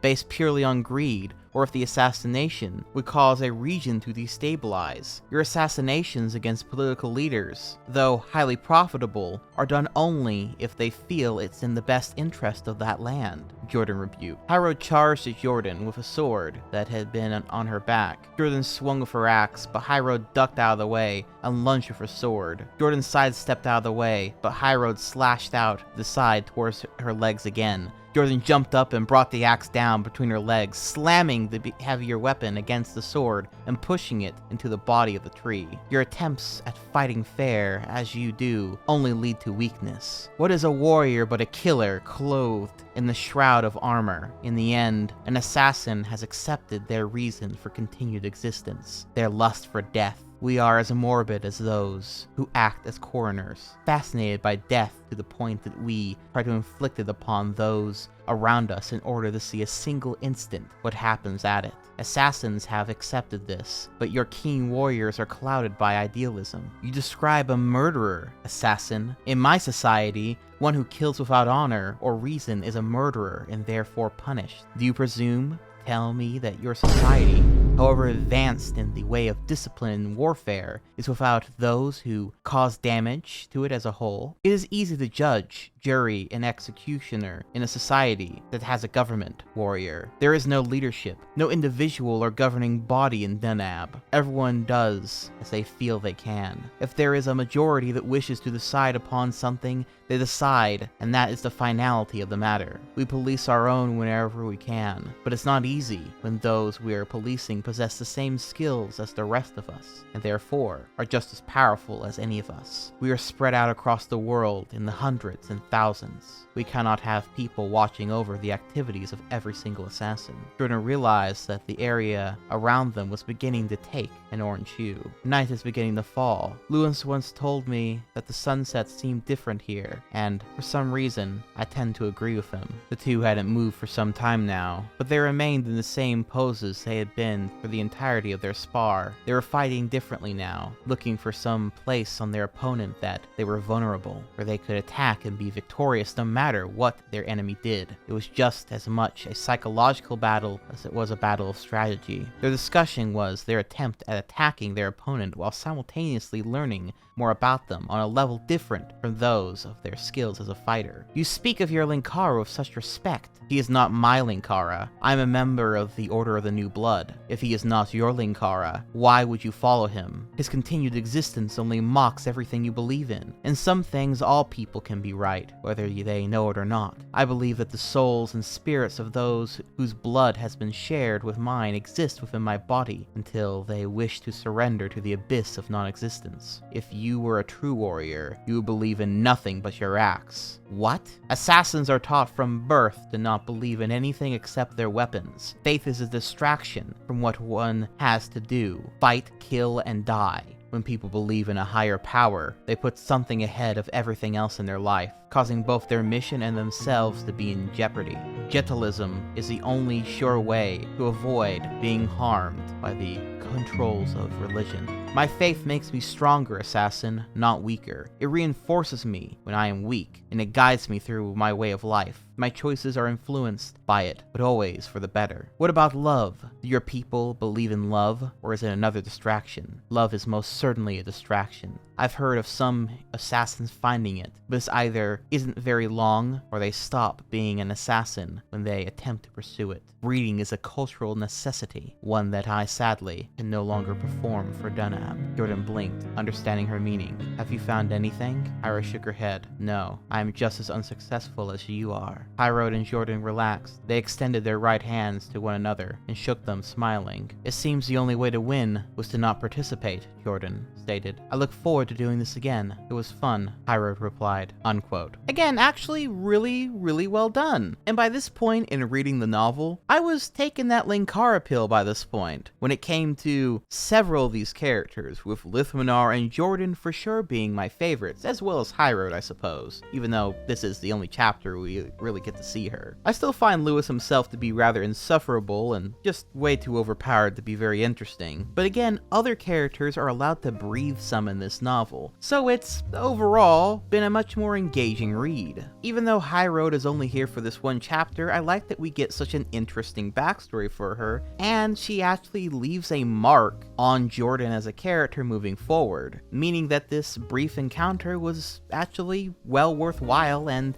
wasn't just complete filler. It's genuinely good stuff. But yeah, by chapter's end, with the plan in motion for Lewis and co. to go back to the Sumton Hall royal family and what have you, I guess try to make peace with them or something. That part of the plot is a little bit confusing, I won't lie. I don't really know why the assassins feel the need to try to make peace with these people. They know they have Lewis, right? He could just literally kill the corrupt king and queen and have it be done. Or at least have them exiled or some shit. He is their god after all, but whatever. Chapter 14, The Times Between. So, in this chapter, Lewis finds out that Endo doesn't intend on leaving Sin to go to Earth with him, something that does end up hitting him pretty hard. However, on the flip side, after the long debate with Hyrode, Jordan has been given some perspective on her life as of late, and decides that she will be going with Lewis to Earth when the time comes, and she explains to Lithmanar why she has chosen this path for herself. saying, quote, "Because I have come to some very simple conclusions, thief. When I was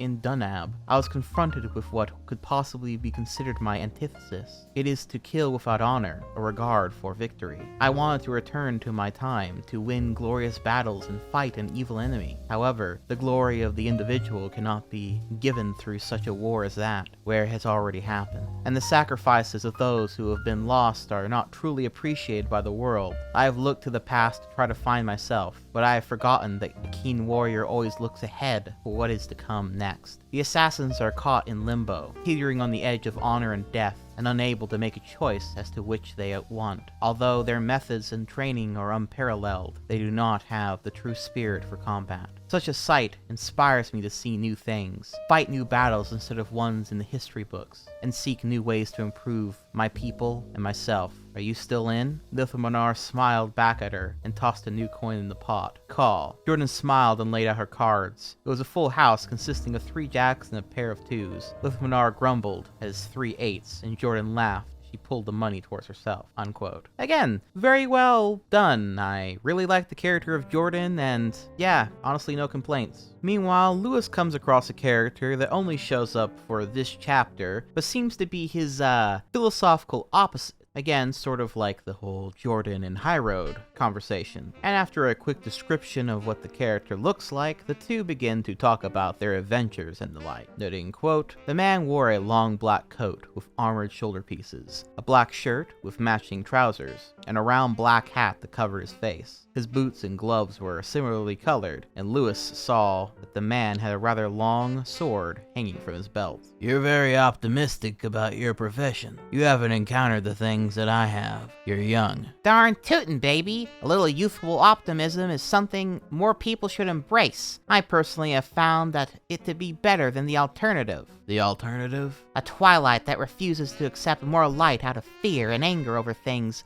lost or what might be lost. Sure, I like the broody superhero once in a while, but you can't live your life in the shadows. Otherwise, you'll become so attached to them that you won't be able to tell the difference between them and the things you're supposed to be fighting. "The world is not so simplistic, boy. You have not experienced all the horrors of it and the mistakes that can arise." I defeated a big blob of evil by ramming myself into it like a torpedo, got sent back in time and killed without regard for circumstances in the same name of vengeance, got my mind raped by some shadow thing, and have had a distinctive honor of being shot at, stabbed, betrayed, smacked around, hit, and chased around. I'm no stranger to pain or misery, my black-clad friend. I've made plenty of mistakes, and ones that I feel deeply sorry about. But sometimes you just have to stick with the plan you had from the start. Otherwise, you get buried in a bunch of debates that have no end. I'm not saying that you shouldn't change the little things in order to help you out, but the goal should remain constant, and your attitude towards it probably should remain the same." Lewis stood and extended his left hand. The man couldn't help but see the gauntlet on his right hand, but didn't think much of it considering Lewis's attire at the moment. "Well, been pleasure waxing philosophical with you, but I need some sleep. I'll see you," unquote. Then they are randomly attacked by some knights that are after the guy clad in black, and ultimately they beat them pretty quickly. Again, overall, a nice set of scenes. I definitely prefer the ones with Jordan and Linkara. I can at least see that he's trying to have the character of Lewis be a little bit more here, but again, it sort of falls flat because he wins the argument again. Oh, and also the character that he was talking to is later revealed before he leaves for good to be called the Black Master. Yes, he is called the Black Master. Very fascinating name, I must say. Chapter 15. Shades of Grey. So they get back to the capital city, and within a pretty quick amount of time, Lewis begins reading out the treaty between the assassin city of Dunab and them, but then something happens in the throne room that takes all the focus away from this treaty and really turns it on its head. Lithors and Minar shifted their gaze over to Lithmanar, their smiles dropping. Tears welled up in their eyes, but they held them back as Lithmanar nodded his head. "Mother, father, it's been a long time," he said, his fists clenched. "Far too long, my son. It's wonderful to see you again," Minar cried. "Will you not step closer, Lithmanar, so that your parents might examine how much their child has grown over the past few years?" Lithors requested. "If you'll forgive me, your majesty, I much prefer where I'm standing currently," Lithmanar replied, his face expressionless. Minar bit her lower lip and started fighting back her tears as Lithors merely nodded. "Very well, if that is what you wish," he said as he led the queen back to her throne. When they sat down again, the king crossed his legs and said, "You may proceed. You have a declaration from the Assassin's Guild of Dunab." Lewis nodded and reached into his overshirt, pulling out a rolled-up parchment from it. He unrolled it and held it in front of his face. He hadn't had nearly enough practice with it, so he kept his eyes glued onto the paper so that he could read off what the assassins had drafted. "To the royal family heading the land of Samtun Fall, the Assassin's Guild of Dunab has long since been an opponent of the monarchy. However, due to the circumstances of our ancestors, this has been the commonly accepted foreign policy of our nation. Over the past over 100 years, we've had grown in our knowledge of the way of the world works and understand how monarchies cannot simply be opposed because they are monarchy. As such, we wish to put an immediate end to all hostilities between our lands. The border skirmishes shall end. No assassin shall set foot upon Samtun Fall without the consent of your royal highnesses, and likewise for any Samtun Fall soldier or citizen who attempt to entry into Dunab. We have sent you a group of messengers to carry this message to you in the hopes that the light of peace shall shine upon our two lands. We humbly apologize for the atrocities carried out by the people of Dunab and beg for your forgiveness and mercy. The messengers have been charged to negotiate a mutually acceptable peace treaty between our two nations, and hope to help any problems either of our lands are experiencing. If you wish for the messengers to continue with the requirements, we currently wish for a lasting peace. Please do so now or refuse them, and they shall promptly return to Dunab." Lewis looked up and smiled, thinking he had done a fantastic job articulating the words written out for him. He looked forward towards the king, and his eyes got wide as his face paled. Sitting beside the king's throne was a naked woman, around the age of 20, with a chain around her neck that latched her to the side wall. To be more specific, the woman was a naked Anako, her cat-like ears and her tail low and rarely moving. The Anako looked down to the ground, daring not to look up at anyone in the room. She did little to shield her modesty. What little spirit remained in her had obviously been crushed by the bruises and cuts occupying various parts of her exposed body. Lewis looked over at Lithmanar, who was looking similarly shocked, although he definitely seemed to be more angry than surprised. He had seen the Anako being placed next to the king while Lewis had been reading off the treaty. Lewis snapped his head to the other side to see Endo's reaction. Endo had her eyes off to the side, not looking at the naked Anako woman. He was clearly not surprised by the sight before her, but saddened by it. Lewis looked ahead once more at the king and queen, who were now grinning widely. "Is there a problem, my lord?" Queen Minar asked, clearly having added the "my lord" as more as a sneer than a genuine sign of respect. Lewis looked back at the treaty and smiled. He crumpled up the paper in his hands and tossed it aside. "No thank you, I think we're done. Sorry to have wasted your time," he shouted as he immediately turned around and began marching out of the Great Hall, unquote. So yeah, it seems that there truly is no stop to the Catgirl abuse in these novels. However, after this, they are all suddenly hit with a gas of sorts, and are captured, with Lithmanar being put into his old room, quickly escaping it of course, but then seeing a little girl out in the hallway that he soon realizes is the king and queen's daughter, meaning that he has a sister. She immediately takes to him, much to the delight of the Queen Minar, who is overseeing the whole thing happen. Meanwhile, Lewis and Endo are put down into the castle dungeon and forced to drink water with brainwashing plants in them. It's the same one used for the stuff that was out in the field when they first met High Road. And the king goes on to monologue about how he has used this exact concoction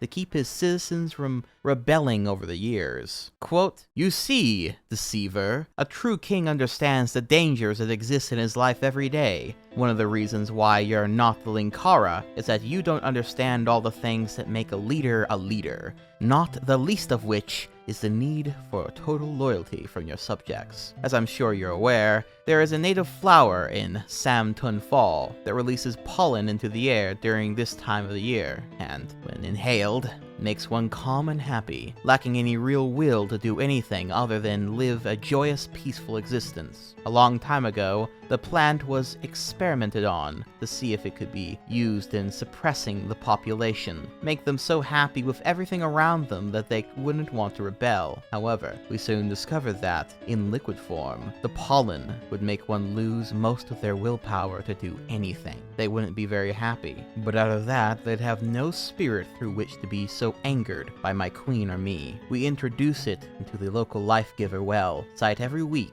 and thanks to the addictive properties of the liquid, the people continue to go back to the life-giver and get the chemical, even if they don't realize it. We have now completed a batch of super concentrated liquid, and we decided to see if it would benefit us or make things worse." Unquote. In other words, the king is straight up poisoning the water supply, straight up putting gallons of fluoride in that bitch. But yeah, the chapter ends with Lovhaug not really knowing how to handle having a sister, this complicating things for him, I guess, and Lewis and Indo passing out into a collective dream state brought on by Indo using her magic to try to fight it off and it having adverse effects and blah blah blah. Yesterday, love was such an easy game to play. Now I need a place to hide away. Well, I believe in yesterday. I still don't really know, after pretty much the full context of this book, and because I make these videos, I kind of have to almost read these books twice, essentially. I don't really know what this song in particular is supposed to represent in the novel. It's a pretty somber song, and it doesn't really fit the tone throughout most of this novel. The only thing I can really see it representing, I guess, is Lovhaug's backstory, but the lyrics don't really quite line up with that either. And if I was just reading it for the first time, I would almost assume that based on these lyrics, that we are hinting at a darker ending for this novel as we approach the final few chapters. But that's just not the case. It has a happy ending and everything, just like every other one of these novels. But it just doesn't fit at all. So I'm left with really the only guess being that Lewis just really liked this song, I suppose. Which, fair enough, but still, would have been cool if it was a song that coincided with Lovhaug as a character or something cool like that. Maybe I'm the only one that cares about that, because again, I like doing that with my stories, but oh well. Chapter 16, Why I Hate Cherry Blossoms. So, I want you to bear in mind at this point that we are officially in the finale parts of this novel. I mean, there is more after this, but all the drama and story besides the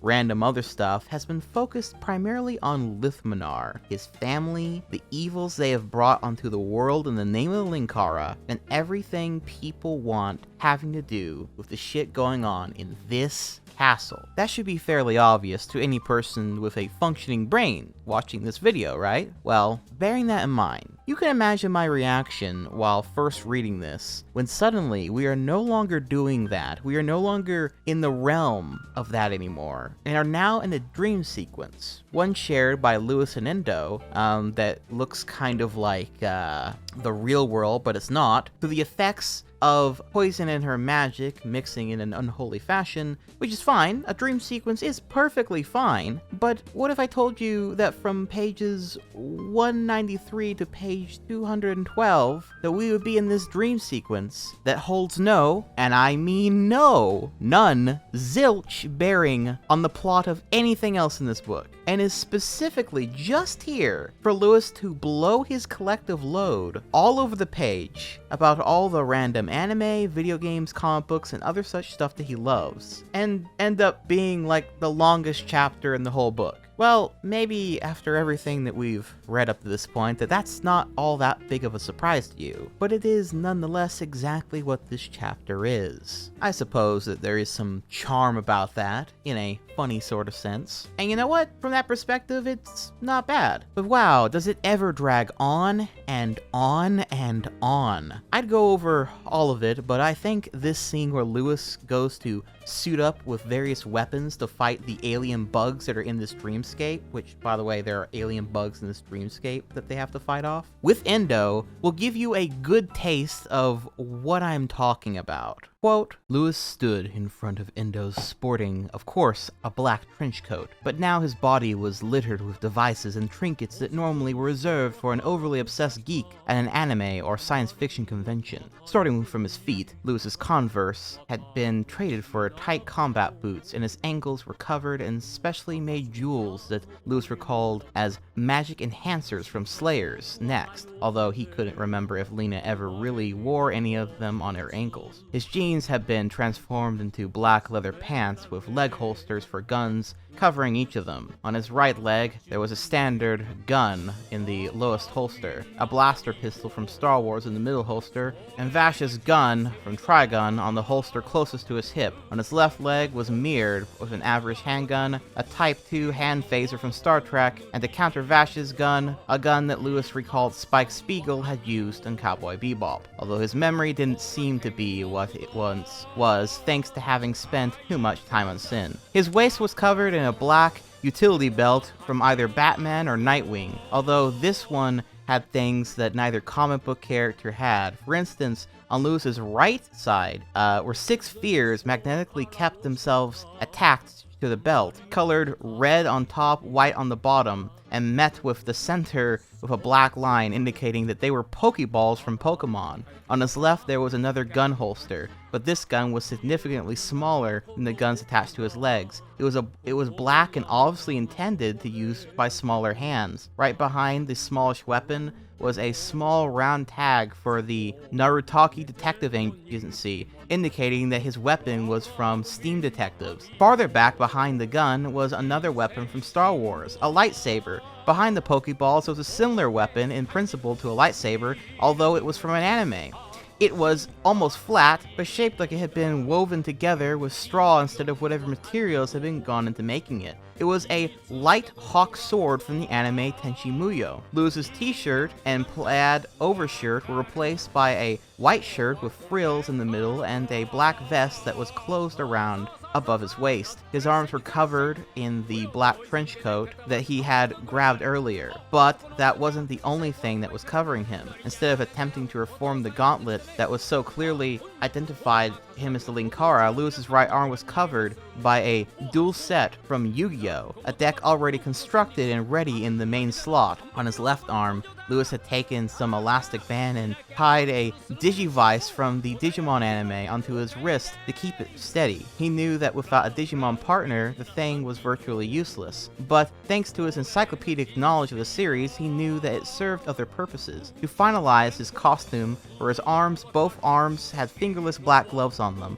although the left one had another advantage, a power ring from the Green Lantern comic books. The things covering his back and head were the simplest of the entire outfit. Lewis had 3 holsters on his back, each carrying a wholly unique item. Going past his left hip and extending to his right shoulder was Sailor Saturn's glaive from Sailor Moon anime. From his right hip to his left shoulder, Lewis had placed a sawed-off shotgun from the Evil Dead movies at the ready. Finally, straight down the center, on his back was a large sword arranged in the shape of a cross, almost longer than Lewis himself. It was D's sword from the anime movie Vampire Hunter D. Up on Lewis's head, instead of going for strange weapons or any sort of useful gadgets and designs, Lewis had gone for the simplicity of merely wearing a black, wait for it, fedora over his head and a pair of sunglasses over his eyes. However, these sunglasses had been the kind Lewis had always wanted. Instead of tinted black or any kind of dark color, they were purely white and could be seen through his side perfectly. As Endo took in the sight before her, Lewis promptly extended his hands and cracked his knuckles, stretching out a few other parts of his body. He tilted his hand down, his glasses falling, just enough so Endo could see his eyes. He gave her a wink, crossed his arms, and spoke groovy, unquote. Oh my fucking god, what a fucking nerd!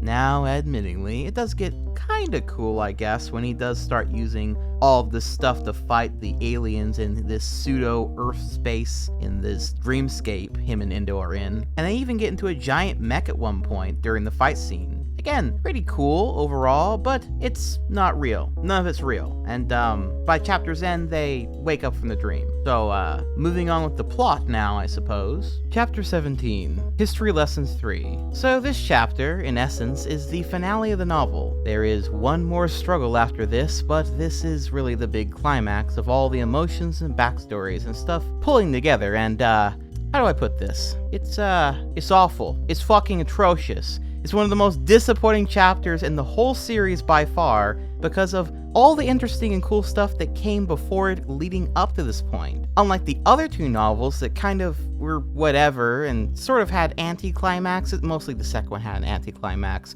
but I just wasn't all that invested in them, honestly. And so they sort of just felt like whatever endings to the story. But with this novel, while not perfect, and certainly still filled with a lot of issues, had a lot more potential, and I was genuinely interested to see how the finale was going to be handled. And then I was immediately reminded, oh yeah, this was written by a 17-year-old, because this was all pretty quickly squandered, almost completely. Again, not to shit on them too much, but to say this one kinda actually disappointed me a little bit is just me being honest. The basic rundown is that Lithmanar, in what is without doubt one of the most dumb character assassination moments ever, decides that he wants to stay as the prince to his evil fucking parents because he has a sister now, and that's it. No greater plans, just because he has a sister who he isn't even sure if she's actually really his own sister at this point, might I add, and not just a manipulation tactic, which it's clearly being used as a manipulation tactic from his mom regardless,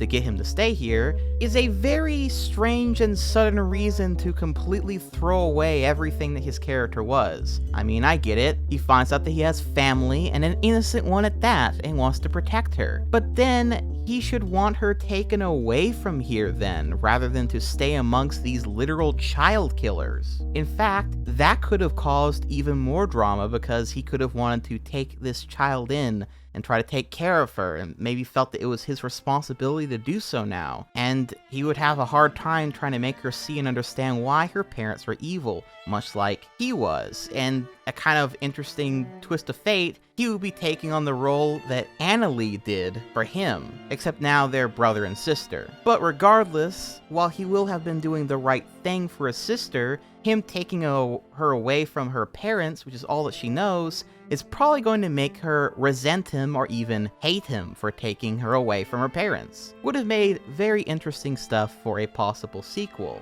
But no. Instead, Lithmanar says, quote, I have a sister that I never knew about. I can't just leave her here to be shaped into what my parents want her to become. However, she's too young to leave. I survived outside this place through a lot of pain and hardship. She's innocent from all that. I can't allow her to have to endure the things I had to. However, if I'm here, I can teach her behind closed doors. I can let her know the truth about this place and the world. 3 years away from me has softened the hearts of my parents. I may even be able to convince them of the merits of reform. They also do not have many years ahead of them. Even if I'm unable to convince them, I will need to assume responsibility for my land and do changes that should have been made a long time ago. Lithmanar smiled and looked up at them. I can do such good here, you guys. Not just for myself, but for my sister as well. She'll be happier here, and maybe I'll be happier here too. I hope you understand. To which Lewis responds with, Lewis half smiled and put his hand on Lithmanar's shoulder. Lithy? He then promptly used his other hand to smack Lithmanar across the face. The three women gasped as Lithmanar fell back onto his bed and sat up, clutching his reddened cheek and staring at the angered face of Lewis. That is the dumbest thing I've ever heard! Where in the hell have you been these past few years? You called them monsters before. Demons that will never change and never relent. Now you're saying that you can play with your little magic flute and assume they'll fall in line? Lithmanar, nothing of what I've seen shows they're going to change. If anything, things are going to get worse. If you truly love your sister and want to protect her, you'll get her out of this place and bring her to a place where she'll be raised right, unquote. Yes, literally that. But fuck, why did Lewis, and by that I mean the author, have to make such an interesting character just to completely make him a total dumbass at the end? Oh yeah, that's right, because his fucking self-insert can then be the one to solve the problem again. However, then Lewis goes on to say, Of course, if you want to let her stay here in comfort and free from the horrors of the world, that's fine too, but you can't be seriously buying into the bullshit you're spewing out. Why would he do that? These people poisoned their own people. They killed children. They tried to kill their own child because he didn't like that they were doing these things. This girl is not safe here.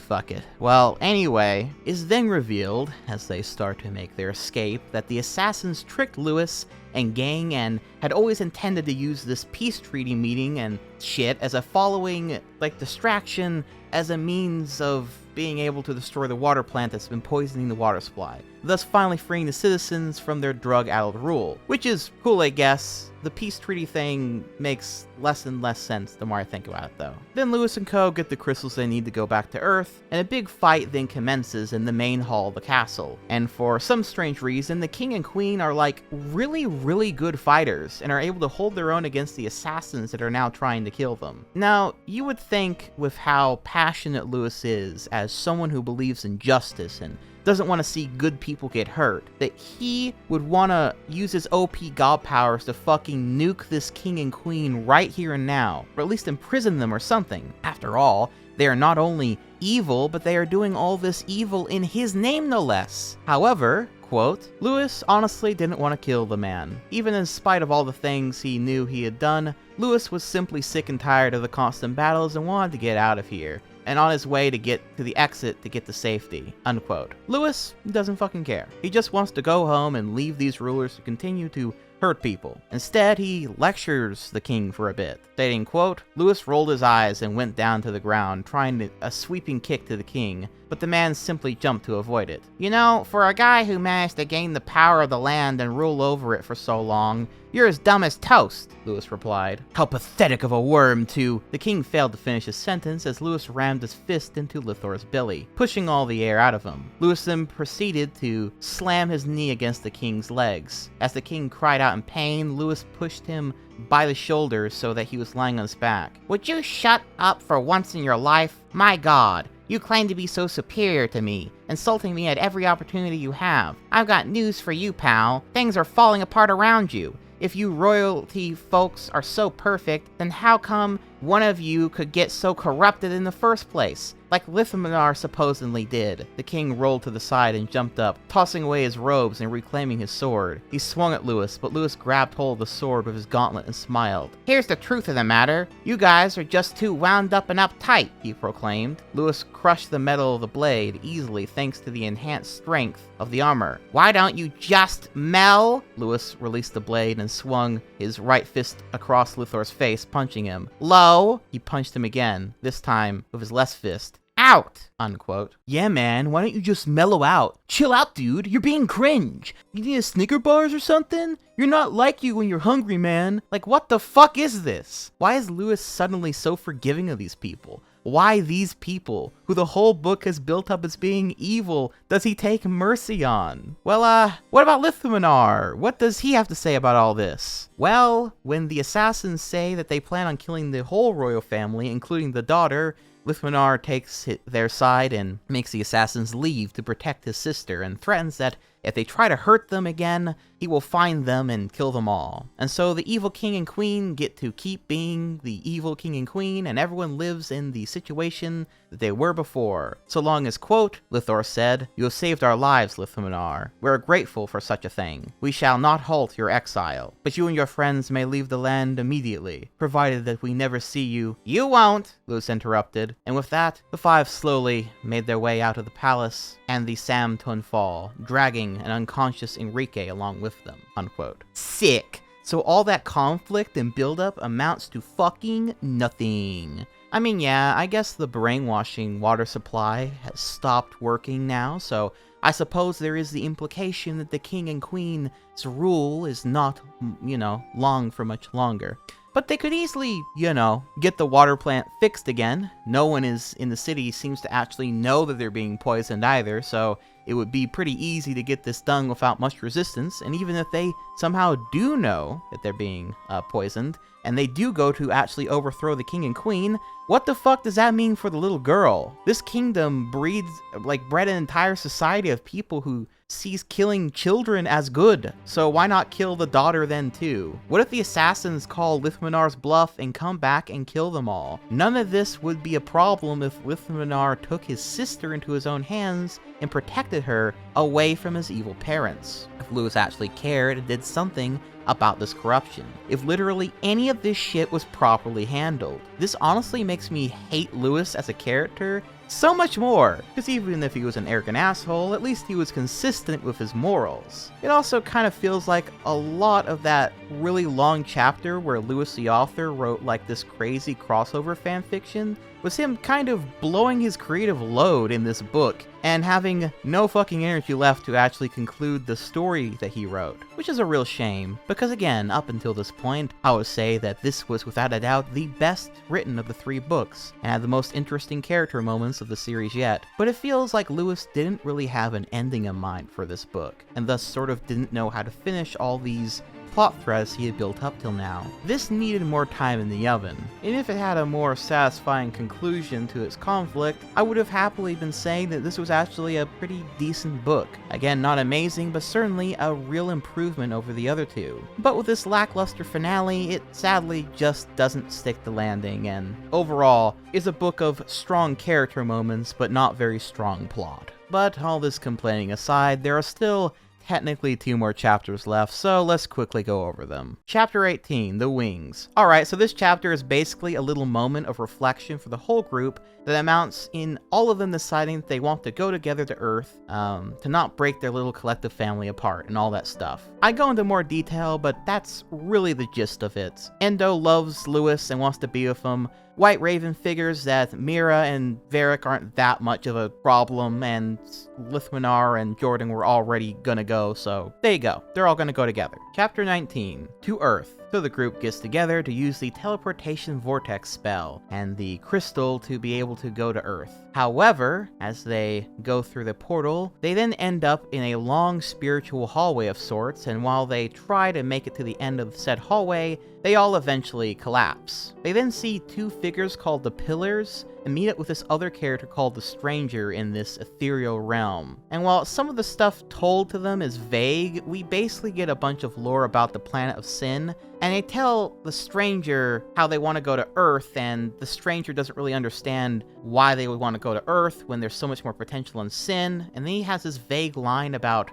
the person who destroyed sin was a human from Earth, and yeah, again, I would go into more detail, but none of this shit matters at all, not even slightly. It's kind of a cool scene, I guess, and that they're seeing these gods or aliens or something like that, but none of this is going to come up in the 4th novel, and all the vague posting that these things say amounts to nothing. And so they all go to Earth finally after this long thing, and Lewis has his hair back, because he didn't actually have his hair throughout this whole 3rd book, because remember, he lost it in the 2nd one. And they're all happy, and they're ready to go on adventures on Earth. Lewis respawning right in the same antique store that he first started out this trilogy in, all of which will be the setup for the stories in the 4th and final novel, but not before a quick epilogue. Epilogue. The epilogue is nothing special. It's basically just Mira and Varric the Destroyer planning and plotting and knowing that Lewis and co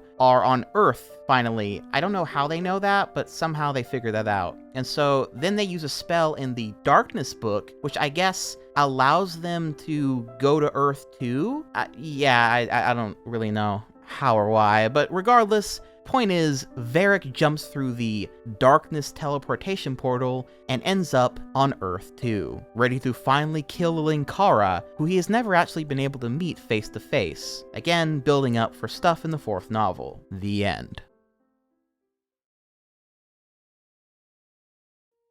In closing, I think I've pretty well expressed my thoughts on this 3rd book, especially in that last chapter with the conflict and stuff. But as a whole, yes, It has many parts that are done better than the first 2 books, but the ending was handled so extremely poorly and made the whole thing kind of feel pointless by the end. Any and all investment in the drama being thoroughly punished on the reader. Once again, I think this stems from Lewis just not really being all that experienced as a writer. So while I can definitely see some real improvements in his work at this point, it's still, unfortunately, objectively pretty bad. But hey, there's still one more Linkara book to go, one more novel for yours truly to break down. And it's the shortest of the bunch at that. Will it finally be something pretty good, with the skip in time between this one and the other? Will the setting of Earth give way to more interesting storytelling and character moments? Could it possibly be the worst of the bunch, through some cosmic